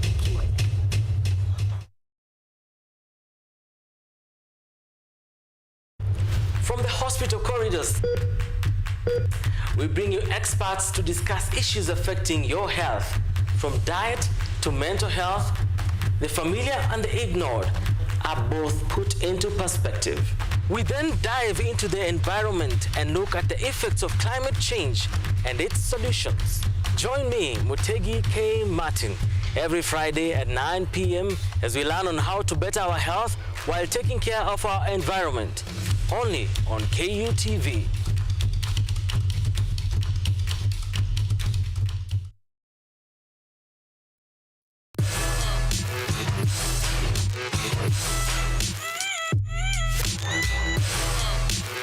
Hello everybody! Welcome to Engine, where we ask the coolest questions in science! Let's go! Is yogurt really just rotten milk? Why do humans need sharks to survive? How did a 12-year-old boy from Africa invent modern vanilla farming? How do you deliver medicine to a chimpanzee? Can poop be useful? How can you save the planet by reducing air pollution? To help us answer these questions, we are inviting some wonderful guests from the world of science. They will enlighten you, make you hungry for knowledge, oxygenate your brain, and make your ideas flow. This is Engine Season 3. Let's go!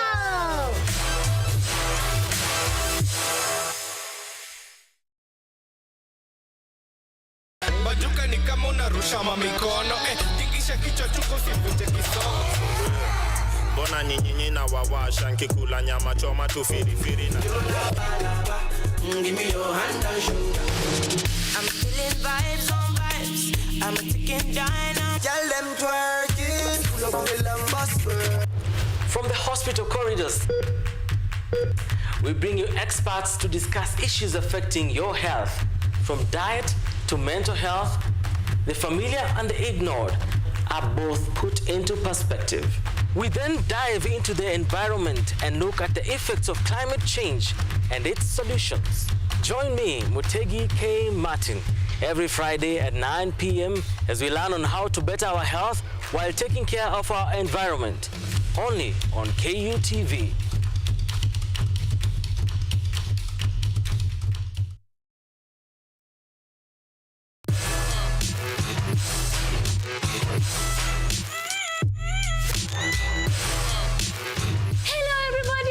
Welcome to Engine, where we ask the coolest questions in science. Let's go!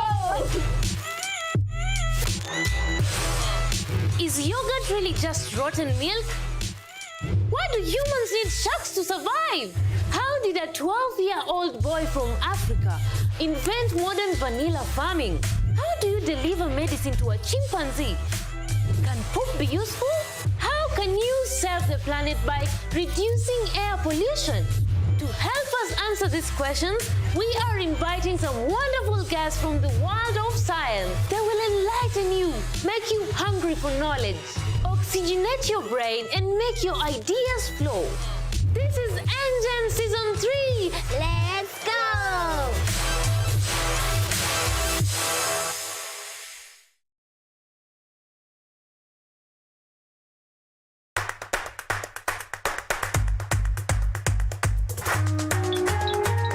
What are some of the ways through which you can develop these skills so that you are comfortably fitting into the job? You have to put yourself in positions where you are uncomfortable. Uncomfortable in the sense that you are not clear about what to do.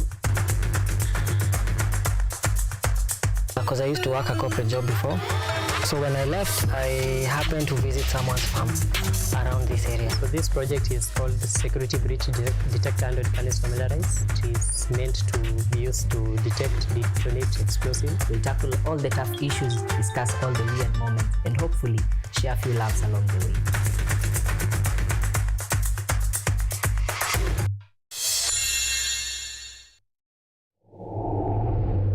First time? Yeah, I'm kind of scared, but I can do this. Yeah. Mess with me. Yeah, let's do this, man.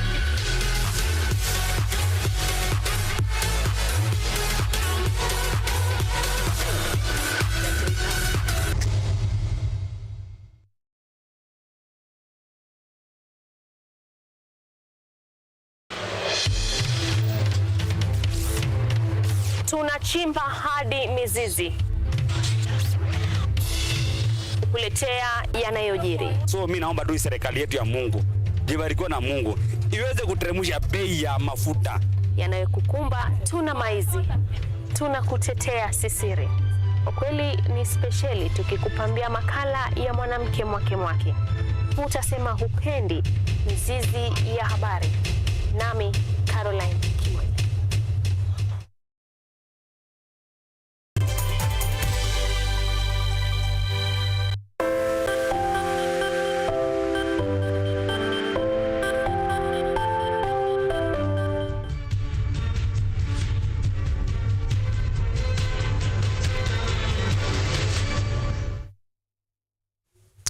A big shout out to Daktari Edgar Ndege Ototo, who's been watching the show religiously for the past few weeks on Mondays and Tuesday. Yesterday he was on, today he is on. Thank you for creating your time. Post-medical interns for real. Saizi angekuwa hospitali, but we love his audience anyway. I hope they post him sooner than later. But asante for using that idle time to watch Biashara Tuesday. Leave us a comment as you continue seeing what we have to say here. Emperor Sheka as well from yesterday. Amesema nikianza comments nianze na damn. I don't know why, but damn, man. There it goes. Thank you, Emperor Sheka, for that. I think I needed it as well. I see my producer, Bonnie, Pia, ako hapa tuned in saying good morning. Asante sana for creating time. Continue giving us your feedback. Asachi Ashley, all the way from Ngong Road, amekuwa akiona rice today, and today is just like any other for her this morning. This is the time for the newspaper review. It's still 60 shillings for the Daily Nation. The Standard is at 60 shillings. The Business Daily ilipanda hadi 100 Kenyan shillings, and I'm going to warn you, by the time this finance bill inakuwa Finance Act, this is not going to be 60 shillings. So get yourself a copy while you still can. The Daily Nation says intern teachers win fight for higher pay. And they have a picture there of school-going children seated on the ground eating what looks like a mixture of rice and beans. And that's the picture they have painted for us, even as intern teachers have won themselves an allocation from TSC to convert them to permanent and pensionable. This is what they've been fighting for. And some of them have been on strike, junior secondary school teachers, JSS. The Standard says, the big climate rip-off here is a conversation on the rush to millions by African countries in the name of carbon trading. That's a question, one of those questions that was posed to President William Ruto in his state visit. However, they are showing an image of cheap electricity connections on the way. This is Energy Cabinet Secretary Davis Chirchir and signing a last mile electricity connectivity contract between Kenya Power and another firm known as MS, that is from East India. Yeah, they're looking on this as investment from the European Investment Bank. This happened yesterday, hosted by President William Ruto. President William Ruto is back in the country, so we are going to also have a view on that, the trip itself, the coast itself, and the deals as well. George Wanjobi is here, Dr. George Wanjobi, and Dennis Kimani. Let me start from my far right, because it was Deno's birthday just the other day. Happy belated birthday and welcome back to the show. Introduce yourself. Thank you, Richard. My name is Dennis Kimani, Chairman of Youth Green Society. I am so humbled to be here today to articulate issues. All right. Thank you. It's a green morning for you. Always green morning. Dr. George. Amazing. Thanks for having me on the show once again, Richard. And pleasure to meet you, Dennis, and a happy belated birthday. Thank you. We are here to pack and unpack what has been happening in the country. I'm here as a governance and strategic management lecturer in Kenya and within the Horn of Africa.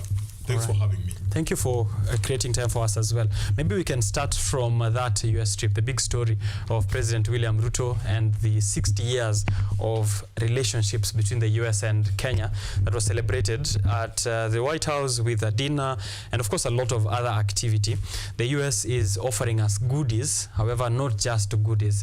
There's much more. If you look at page 10 of the Daily Nation, they're calling it not all about goodies. The US flexes soft power as it advances right issues. America is leveraging on its influence to nudge President William Ruto's government towards important people-centered reforms. There's much they're taking and there's much they're giving as well. Let me just get a summary outlook from the gents on set on what they feel about this trip. Is it all good for us? Ama pia kuna some hidden things we should be worried about? Deno, tuanze na wewe. Thank you again, Richard. Yes. To go to America is a good thing, and everyone enjoyed, including the trips. Yeah. We saw the president was in America in a 5-star, ama it's a 7-star jet. Yeah, living out the presidential jet in Kenya. It has really raised a lot of blows in the public. Some of the people are saying he could have used the KQ because it will be safer to promote Kenyan market. Yes. Like we are saying, build Kenya, make Kenya. But it's okay. In his own tweet, he has said that taking the jet was more important because it was a business trip.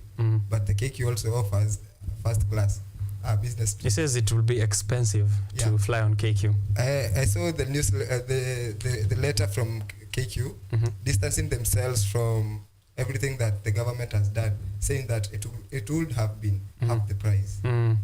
For my mandate is that it's good that the president went to America. Maybe he came with something, we don't know. On Twitter, they are saying there's a 1 trillion deal. We are yet to see the trillion deal. A total of 1 trillion in the number of deals that he has made. Yes.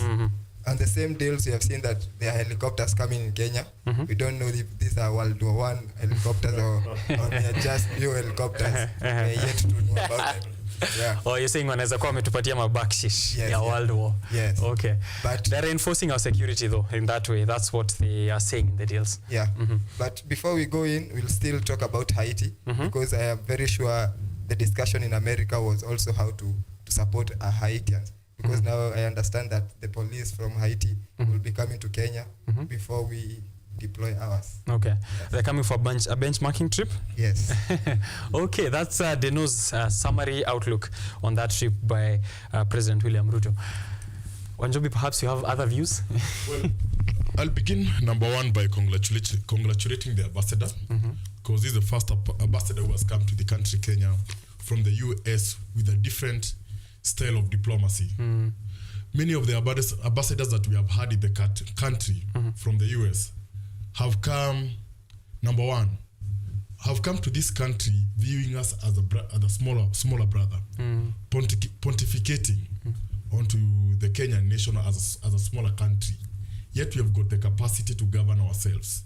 That's why you see at times they even give lectures majorly on corruption, majorly on how to run an election, but they don't really get quite involved in what it comes to development. And for this cause, I'll give a huge shout out to the ambassador, that is Meg Whitman. She has really shown what true diplomacy is. Diplomacy in the sense that we can all get onto a win-win pad. I think other countries and other ambassadors and other diplomatic corps should emulate her. Not only in Kenya, but in other countries, because I think that's what I would put it, that she's advancing and pitching Africa and Kenya to the Americans. We expect China has succeeded in that, but we also expect that other countries like Russia, the Slovakian nations, the ambassadors should also do the same, such that they rally our influence, our abilities, and use that one to transform our areas of core competencies for a matter of a win-win. Now, once we go to the visit to Kenya, from Kenya, the state visits, it would be good that we note that this is the first Kenyan state visit to the America. Right. The previous state visit was done sometimes in 2008 by the Ghanaian president. Yes. So this is a major win for the country because number one, it showcases Kenya as an anchor state, as a gateway to Africa. And Kenya being the gateway to Africa, we got some shared values with the Americans. That is number one, a broad democratic space. That is showcased by Chapter 4 on our Bill of Rights. Yeah. The freedom of the media, the strength of the civil society. Yes. So it puts Kenya on a very big platform of a big brother also. So I would call Kenya an anchor state. Then number two, it makes Kenya to get to a competitive edge and a competitive foray, so that Kenya can also bag other deals with other nations. Other nations like India, the Russians, we have already done some with the Chinese, European Union, and majorly the first world countries. We are getting to the league of a we are on a trajectory of competing and having engagement with the first world countries. Okay. That was a big win for us. All right. I'll pose a question. Okay. Do you think that is zero differentiation? Because you can be in America or the Western, where you are trying to come up with goodies, yet China is telling us, give us our money, pay back our debt. Because that is something that has been raised. After President came back, China has said, we have seen you in the West, we are fighting in the West, where is our money? Speaking of loans as well, we are heavily burdened by the IMF and the World Bank. I'd love to know, of course, your takes on what does this mean in terms of us having an obligation to the United States? Many netizens, as you've mentioned out on Twitter, even under that hashtag of Ruto 1 trillion deal, are saying, finally, we have become a certified puppet, which means now we have funding. Yeah, we have funding for a puppet show. Will that be the same outlook that Dr. George, you have, because you've supported that, of course, move to strengthen democracy? And just before I get that response from you guys, in terms of what this puts us us in a position. It has elevated us. Dr. Joseph said it has elevated us to a position where we can now speak in front of other developed countries. It has elevated our position from being seen as a smaller brother of the US and more of a peer, given the kind of treatment that the president and his delegation received. So let me give a rundown of some of the very key and sensitive areas where money is going to be invested in by the US as you guys prepare for your submissions next. The United States has set aside nearly $40 million for democracy, human rights, and governance programs in Kenya aimed at defending democratic elections and political processes. So that's part of their hand into the democratic process of the Republic. A very contentious area of conversation, even when it comes to who should meddle in our affairs when it comes to democracy and who shouldn't.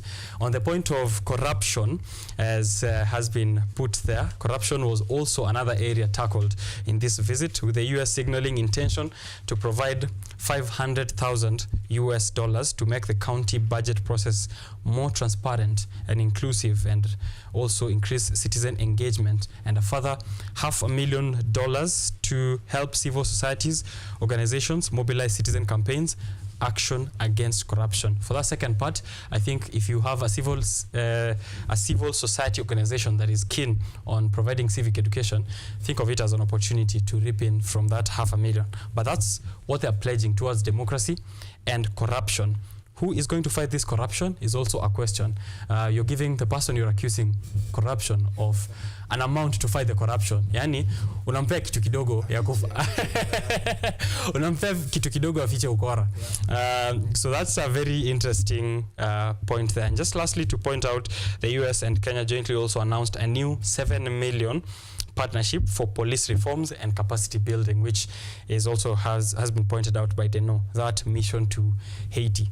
So guys, beginning from the puppet politics and then back to corruption, how does it look like for us? Look, I will say that it's good to empower our police, because we need a special national police service, the whistleblowers for corruption. Those are things that we can buy. If the discussion in the US was based on how we reduce our corruption, then I will buy it. But if the topic was not, my friend here, George, has talked about a gateway to Africa.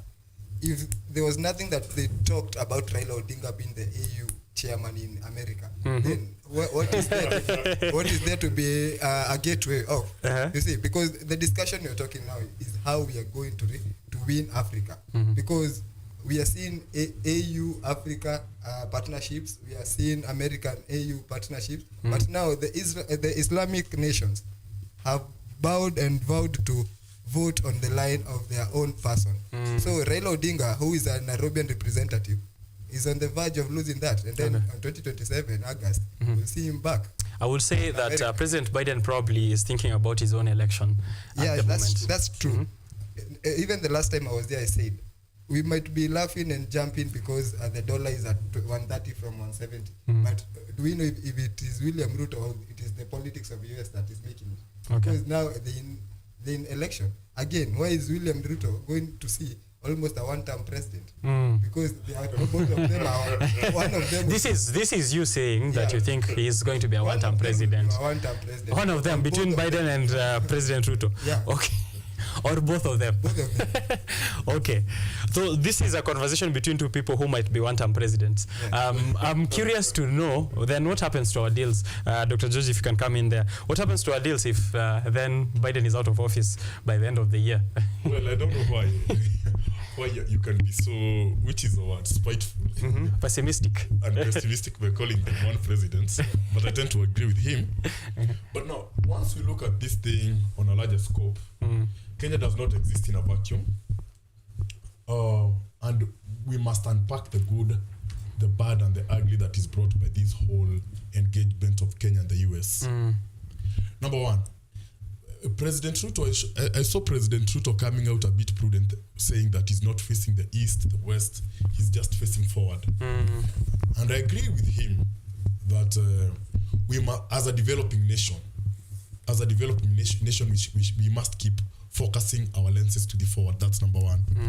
Then, number two, Americans are quite funny people. Because they might promise a lot and end up delivering nothing. we must be very cautious on that. Okay. They promise a lot. They promise a lot.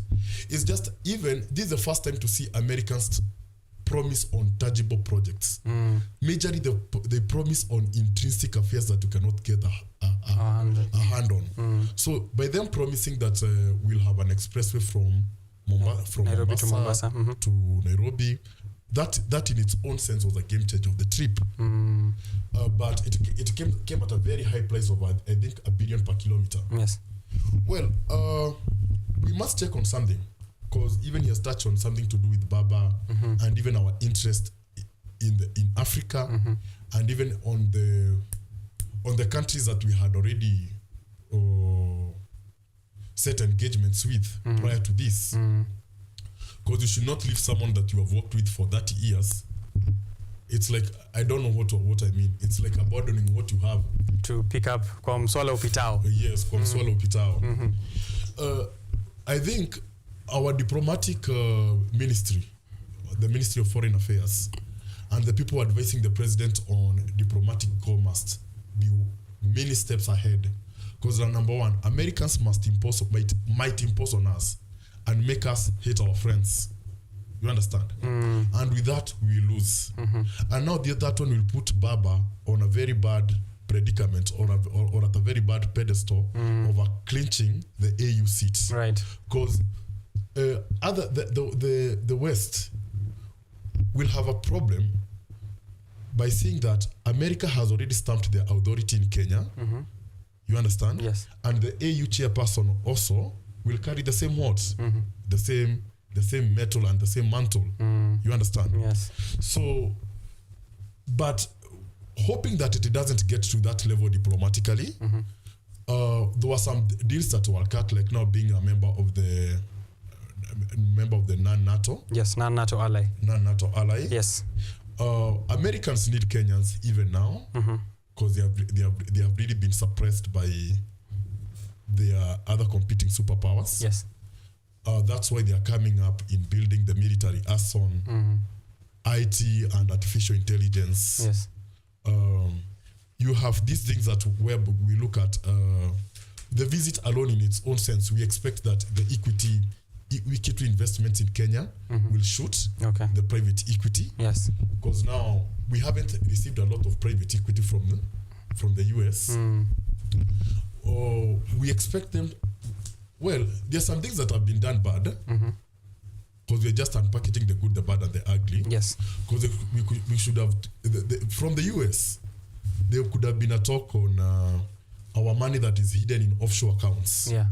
That one could have been a big talk. Discussion, right. So that we can repatriate the money back to our economy. Because I think the offshore accounts are our weakest link towards. How do you expect someone who is 200 million Oh, yeah. To have a conversation on I'm going to raise economies of other countries to raise your economy. Which is also a question on the amount of money that's being given to fighting corruption. Onto that one, I'll respond to that one. You see, Hustler in his own capacity as a human being, he has never struggled. Because you see, Hustler, his first paycheck was from the National Assembly, right, as a member of parliament.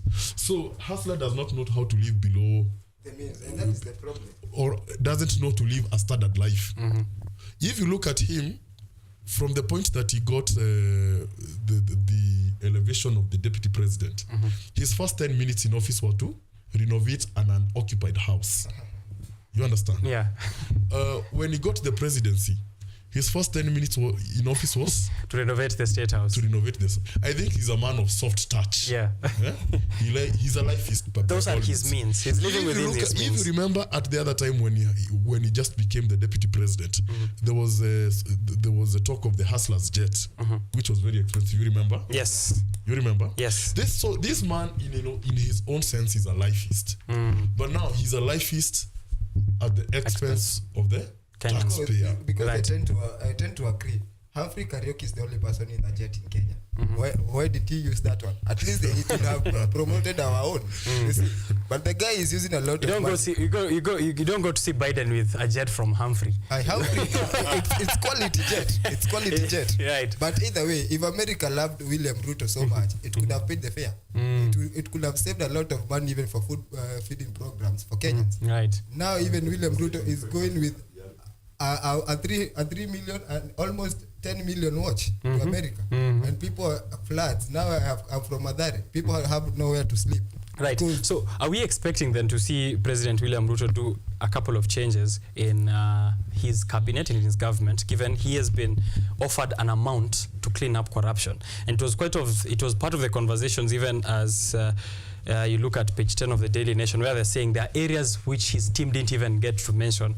There was a White House briefing on outcomes from the visit, and to the communications team, either in social media posts or official briefings, they chose not to mention. This includes support for democratic institutions, independent media, I love that, civil society, human rights watchdogs, police reforms, judicial reforms, as well as transparency and accountability in government.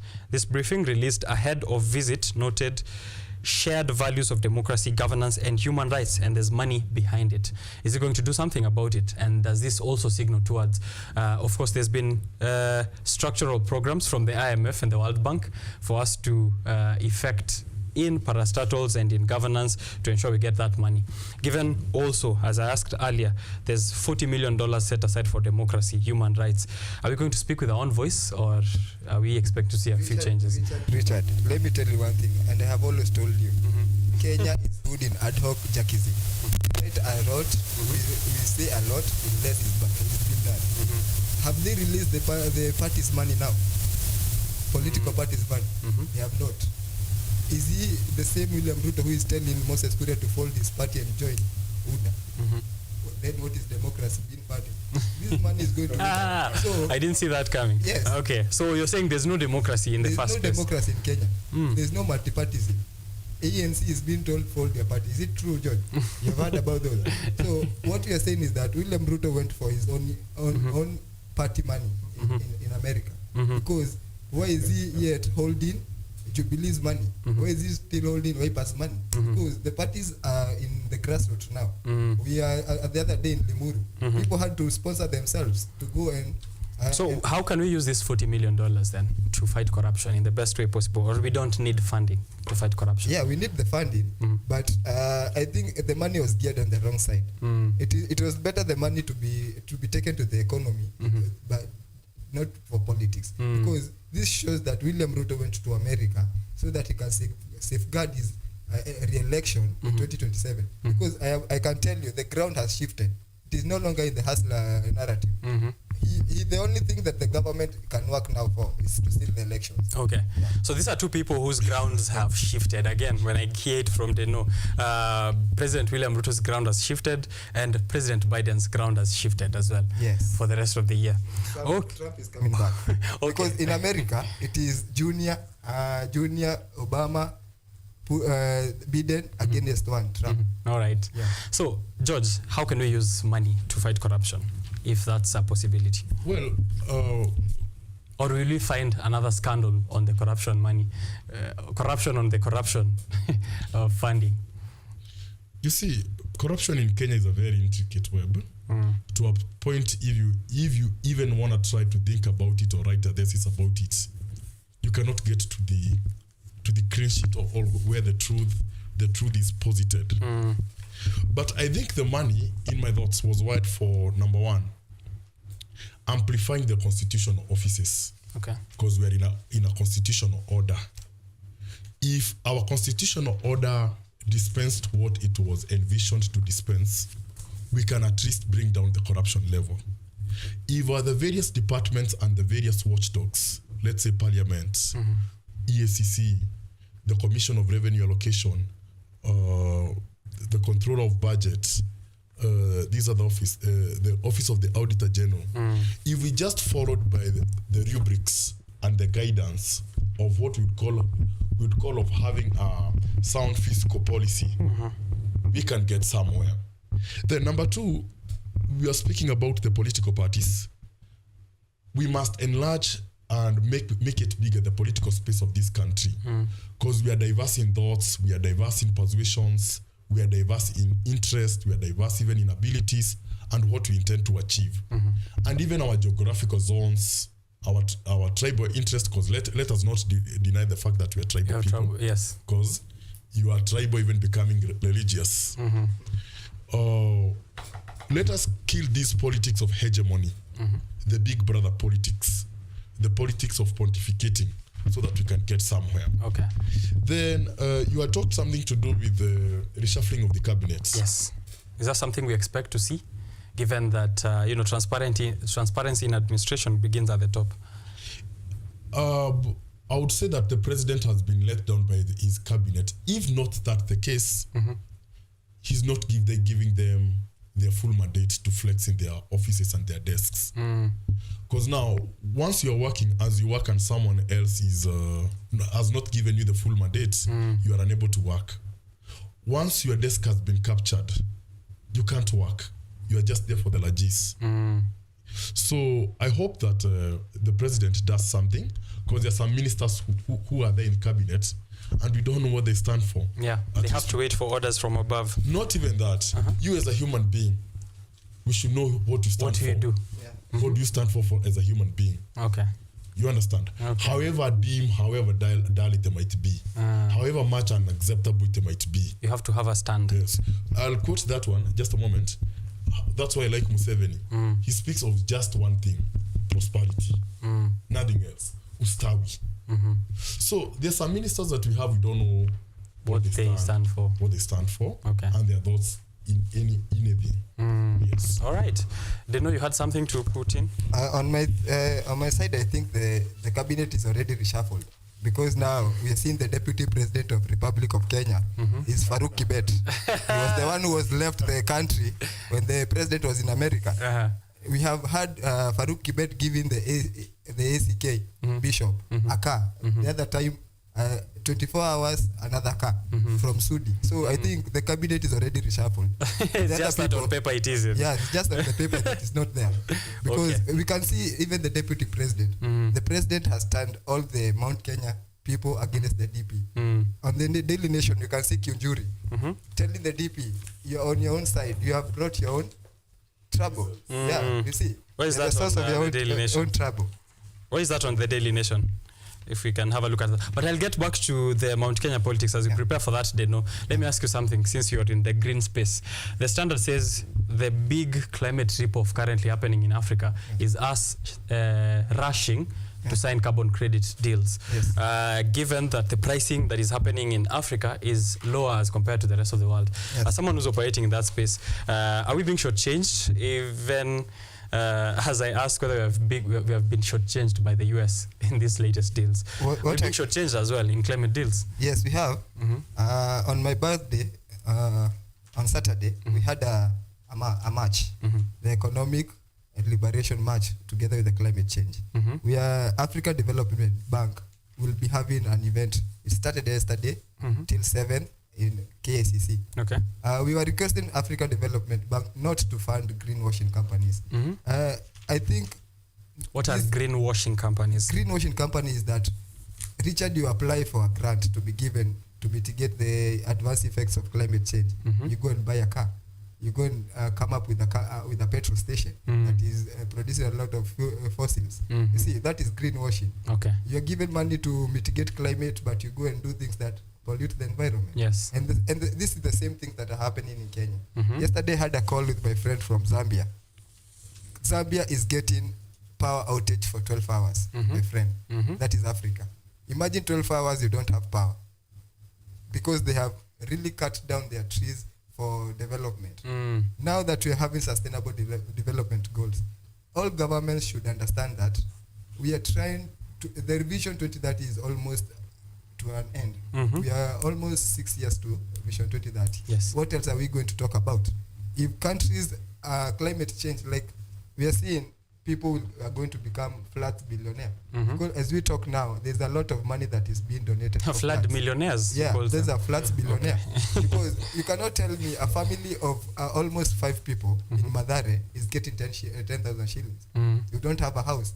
we have really cried to this government to give these people the affordable houses in Ghana, because if that is for the people, and the fundamental duty of our government is to offer affordable houses for its citizens. We pay the taxes. So why are these still people still in Dandora borrowing places to sleep? Right. And we have houses that have no one to live in. Oh, okay. So a few people are benefiting from these climate deals, including what we are seeing here in terms of cheap offerings, and it's deals we are making with other foreign firms which are coming into the country.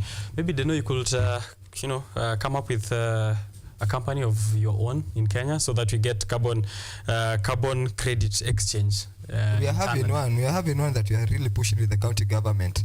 We have the circular economy. How we are going to offset the carbon. We are first going to offset at the landfill. Okay. We are going to find until Dandora dam site is no longer a dam site, but a waste energy conversion center. And that is the only way even the informal settlement children will not die, because if you take data from the hospitals, no child from the informal settlement will take 50 will see 50 years. That's sad. And we are getting children from that side because this is because of climate effects. Yeah, okay. A lot of furans and dioxins in the air, cancerous diseases. You're getting even a child of 3 years has cancer. Okay. All right. So that's the take on the big climate rip-off. I don't know if Wanjobi had something to say on that before I move to the national news that is there on page 4. Battle for Mount Kenya rages on as president's men take on Gachagua. Before I get even into the details of this, I feel like it's a script I have seen before. We were talking about it last week on Tuesday here.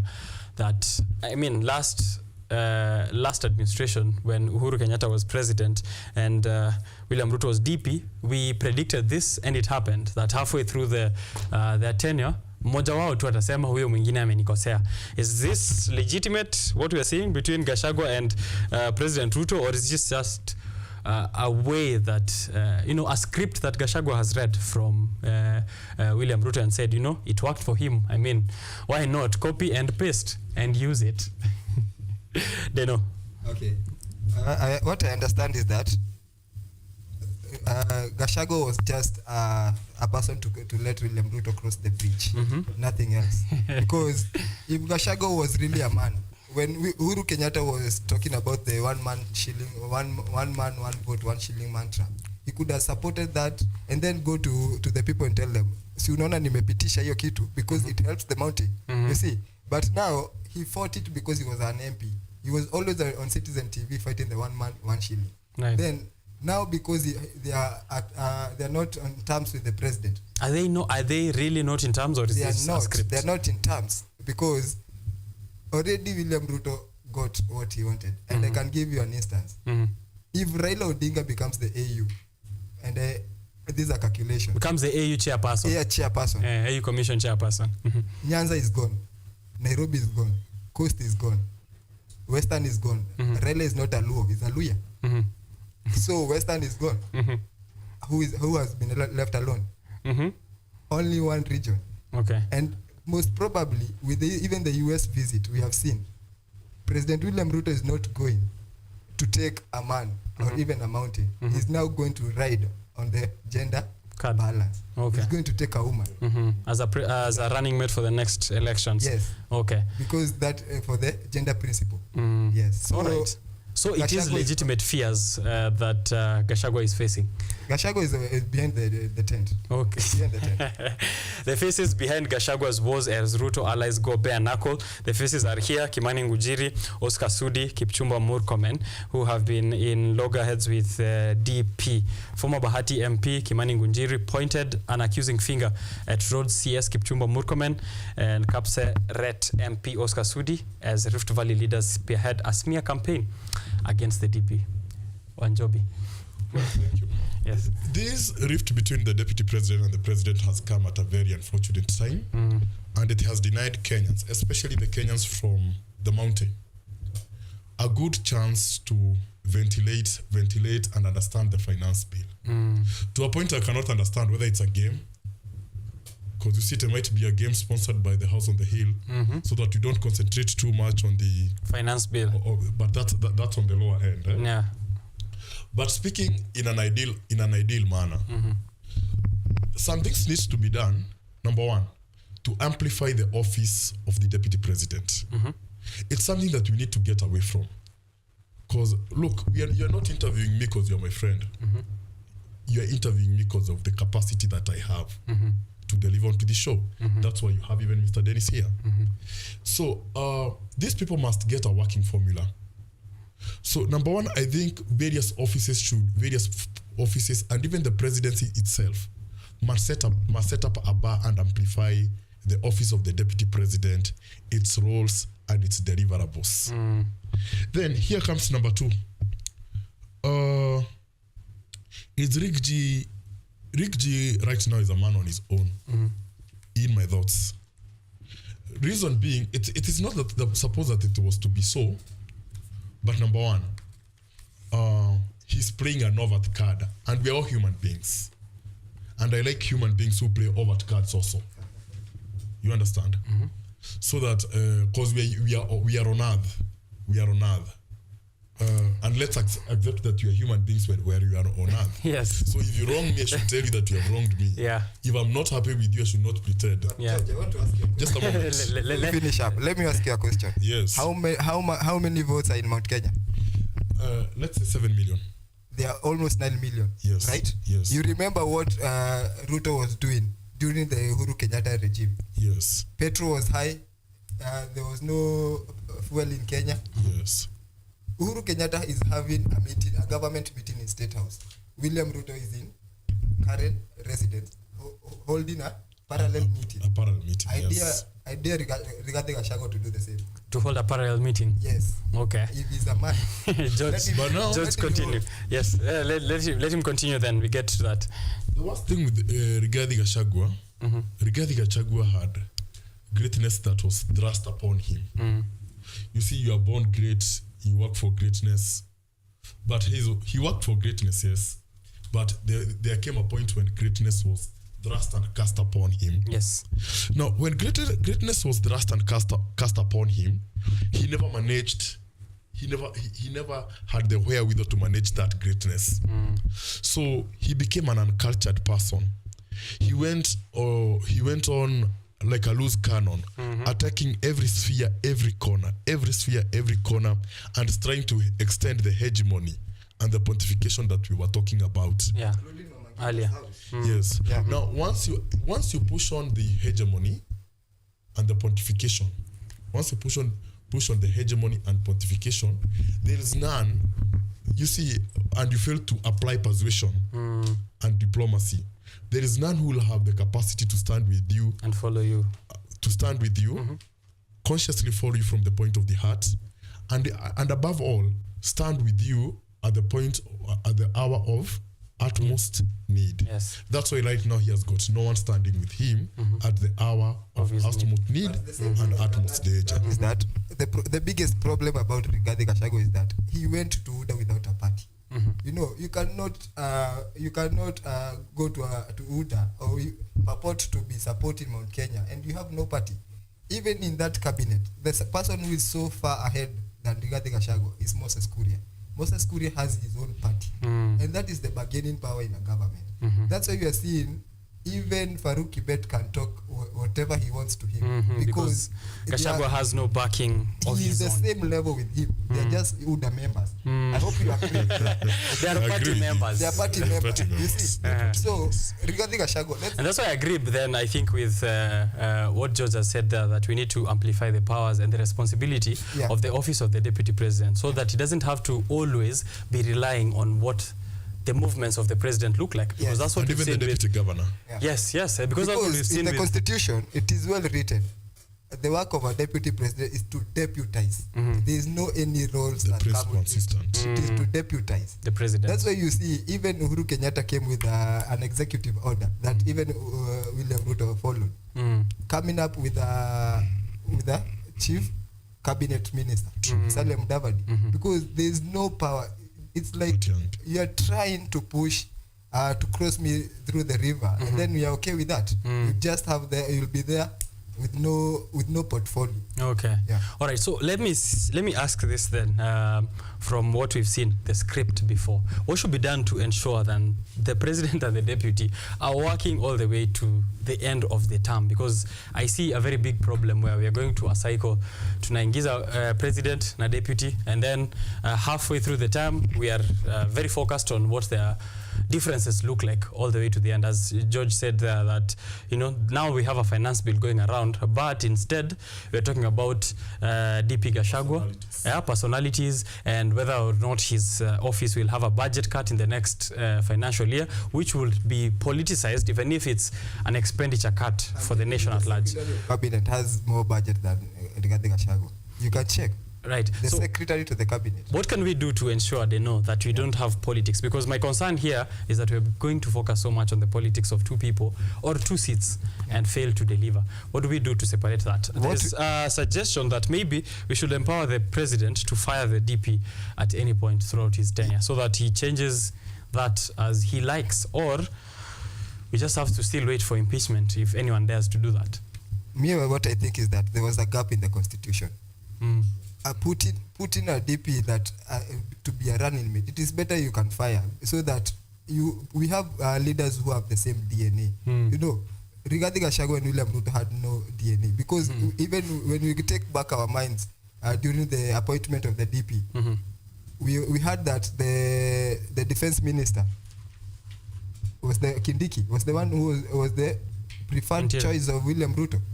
Gachagua had to come out of the meeting so that he can be chosen. You see, so there was no DNA between Ruto and there's no connection between him and his deputy. And he just wrote because of the mountain vote. Okay. Yeah, we need people with the same DNA. All right. Yeah. So that's that on Gachagua and Ruto. Okay. I'll say something. As citizens and as a country, and even as the people the elites who look upon these things, I would prevail on them that, number one, we should not make the office of the deputy president to be a poisoned chalice, whereby you go and you will not execute anything. None would like that, because it can even come onto you or onto any other citizen. Okay. Then the major cause of these breakups and these rifts that you see with the presidency, because the presidency is the office of the president or the office of the deputy president. Yes.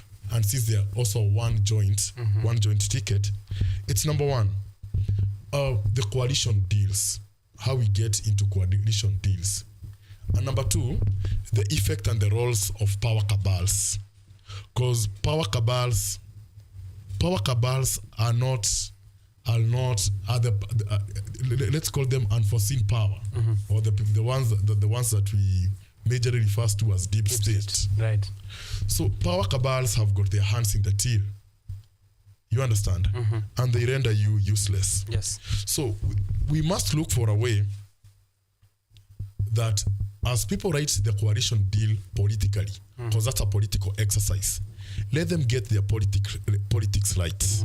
You understand? Yes. Let us push for the values of Article 10.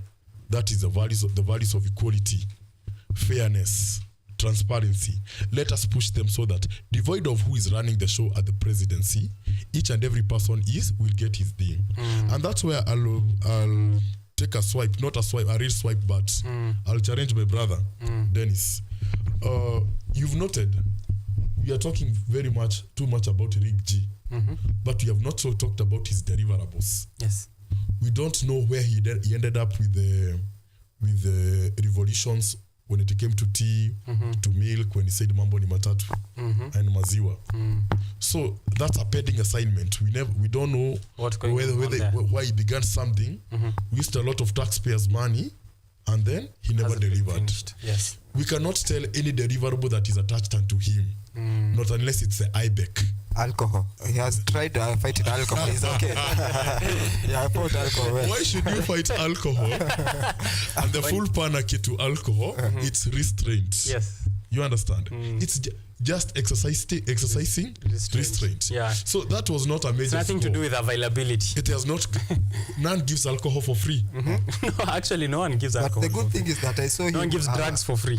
Now that we have a county devolution. You know, the president of Haiti, President William Ruto, has really fought. He's really trying to fight devolution. And why did it never came up even in America? How could he empower devolution? You see, the issue of devolution did not come up in his discussion with the president. I have to point out, though, that there was one part still on that corruption where an amount of money is to be allocated in county processes. Yes, sure. and we can see even Miraa ban. Why is Miraa being banned in Mombasa? You see, it is not the same. Yesterday, I had a lot of discussion with people from Meru, and the same discussion were in Limuru 3. The people who are being dragged in Mombasa, in Kwale, it is not because of Mogoka. Only Mogoka. Only Mogoka. No way. No, only Mogoka. It is eaten direct. Even you, when you eat an orange, you wash it, peel it, and then you eat. Only Mogoka is only Mogoka from farm to pallet. Farm to pallet. Again, I show you. Kirinyaga. Where I come from. And a bit of Meru. Those are the people who are rich in Mogoka farming. True. True. Those women are the same people who went to the state visit. Yes. So what are they doing for their people?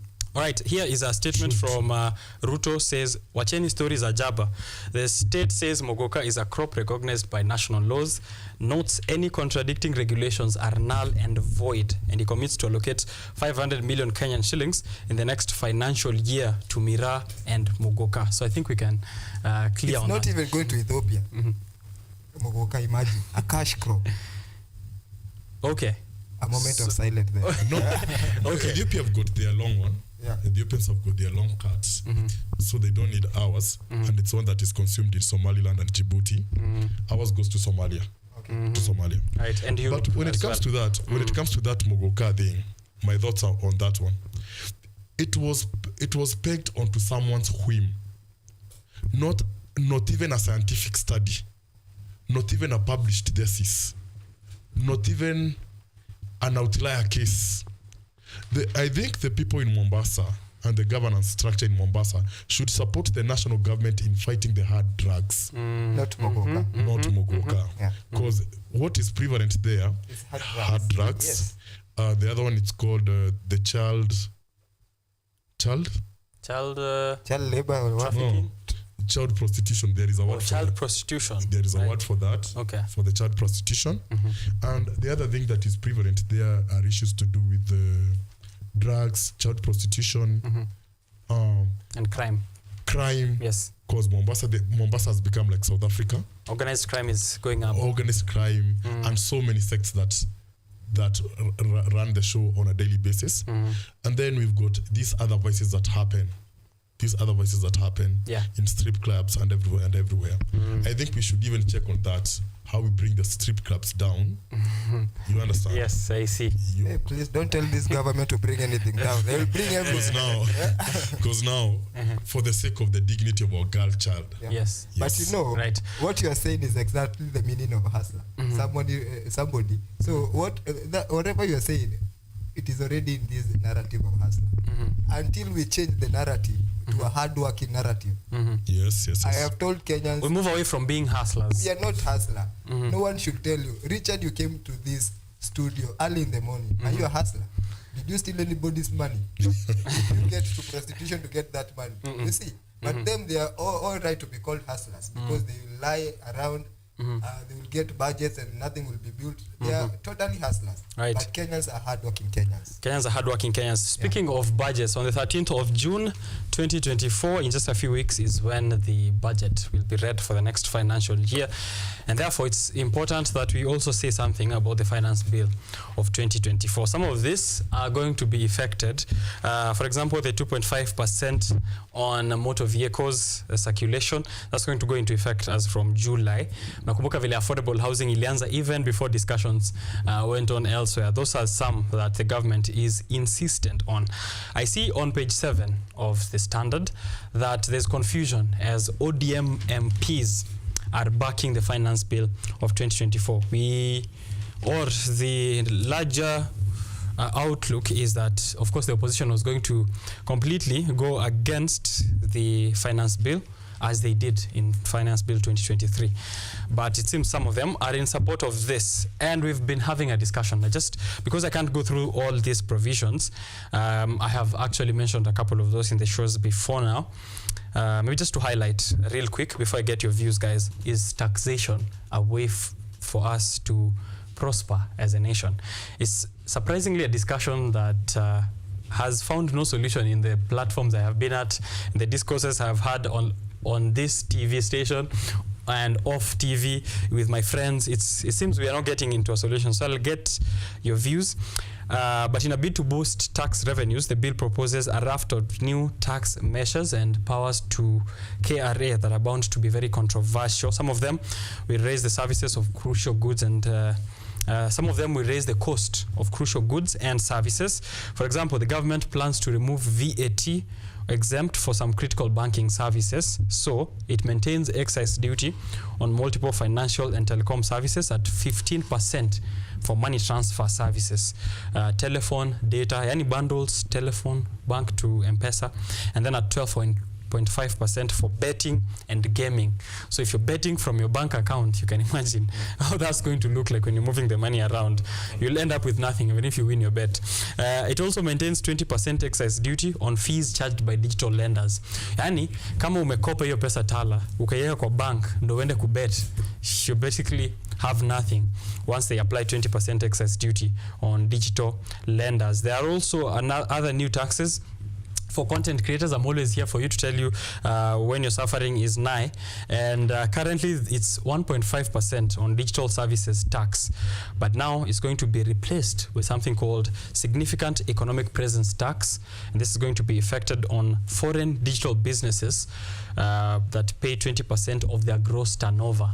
Netflix, Spotify, Showmax, hizo vitu una-enjoy from out there. They are moving from 1.5% to pay 20%, which means the cost of you accessing these services is going to significantly go up, right?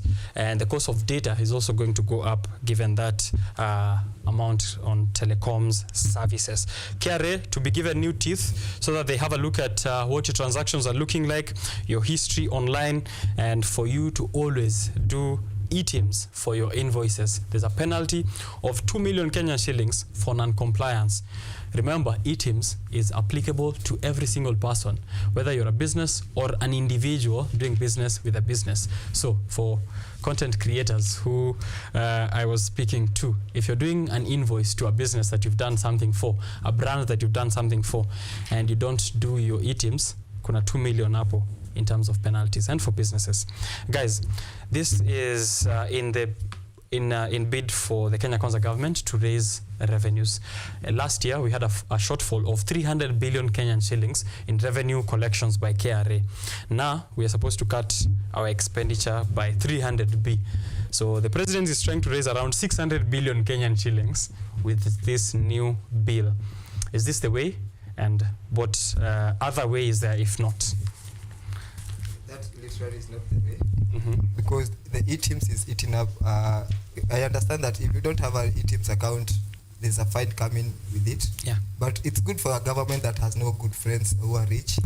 So they will try all means possible to get and collect taxes all over. You see, they will try even to tax your fares. I know even Makanga very soon they will be taxed. Wakifika pale mbele they will be told patia kidogo, because this government has nothing. They have no money. And just to take you back to the American visit, did they talk about anywhere the euro, the treasure bonds? Because a lot of Kenyans are trying to go to America to take the treasure bonds there. What percentage of money are we getting from the treasure bonds? What is the net profit from all those money that you are taking outside that could be used to be lent to the government to operate even the school feeding program? Again, the pay, which is no longer there. Yeah, the PAE program. This government has really raised a lot of taxes in the salaries of our workers. Now, the money that you're supposed to take home, it is for the taxes. Haitafika home. Haifiki home. Njiani you will pay for your motor vehicle tax. Yeah. Alafu pia na any other toll fees zenye zitakuja na the Nairobi Mombasa Expressway. Yeah. Then my question, just to pose a question, is why tax motor vehicle custom duties, levy on petroleum, levy on roads, levy on spare parts. So why are we overtaxing one commodity? Okay. Yeah. So what is the alternative? Maybe someone who's out there can also let us know. But as Dr. George also gives his submission there, we have around 1 minute, 9:55 in the morning. With that, yes. I'll say something. That number one, we must pay taxes. Yes. There are no two ways about it, because Chapter 12, the Public Finance Act, has guided on it. But there are punitive taxes in this bill when you speak about the motor vehicle and everything. And this brings a sense of fear, and a sense of paranoia from where we came from in 2023. Because if you recall, in 2023 we had the housing levy, we had the VAT push from 8 to 16%. Yes. The VAT on fuel, a lot came. Yeah. So since we don't have time, I would plead with this government to provide just an enabling environment. Let us not kill the sectors that we have worked very hard to build. Because if you look at the fintech, Kenyans have been the brainchild of fintech globally. If you look at something like manufacturing, we are killing manufacturing. When we tax everything, we bring consumption down, and we end up missing on the revenue collection targets. You understand? Yes. That's why there is a missing alcohol, there is a missing fuel because of that pure hike. Right. So with that, we cut consumption on one end, the tail end consumption, then we end up missing the revenue targets. Yes, right.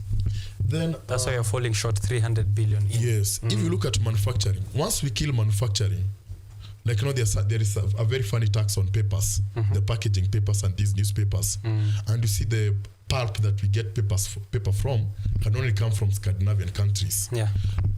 Kenya will be a big supermarket, but not a manufacturer. Yeah. Let us not go that route. All right. Thank you very much for that word to the government. There's no one last statement, just one sentence, literally. One if sentence. You have to say on the state of the nation. But the state of the nation is that I want to congratulate South Africa as they head to their election tomorrow. We are looking forward that we'll have a youthful president from South Africa. Yes. Because now we are tired of these elderly people who... Yes, ANC is losing. According to the polls I've seen, ANC is losing popularity. Yeah, they're losing. Because, they're trying just to enrich themselves. We are sure that Soweto will do justice for Malema. Okay, for sure. Thank you. For that, I also plead with South Africans to exercise restraint and wish them all the very best as they exercise their democratic rights tomorrow. Right. And all the best as they fix their country, because their country has been marred by power outage, runaway crime, runaway corruption, xenophobia. There are no jobs for the youth. Yeah. We are just on the same pedestal. I think it's the time for our generation now to find our cause and not betray it. All right. Find your cause and do not betray it. We sent them the former president of the Republic, Uhuru Kenyatta, to be an election observer there. Hopefully, then he comes back with good news and power to the people. Thank you very much for creating time for us here. Thank you, gentlemen. Thank you, Richard. Panel, yeah. Anytime, every time. Right. For the audience, asante sana for creating time from 7 in the morning. It's 10 a.m.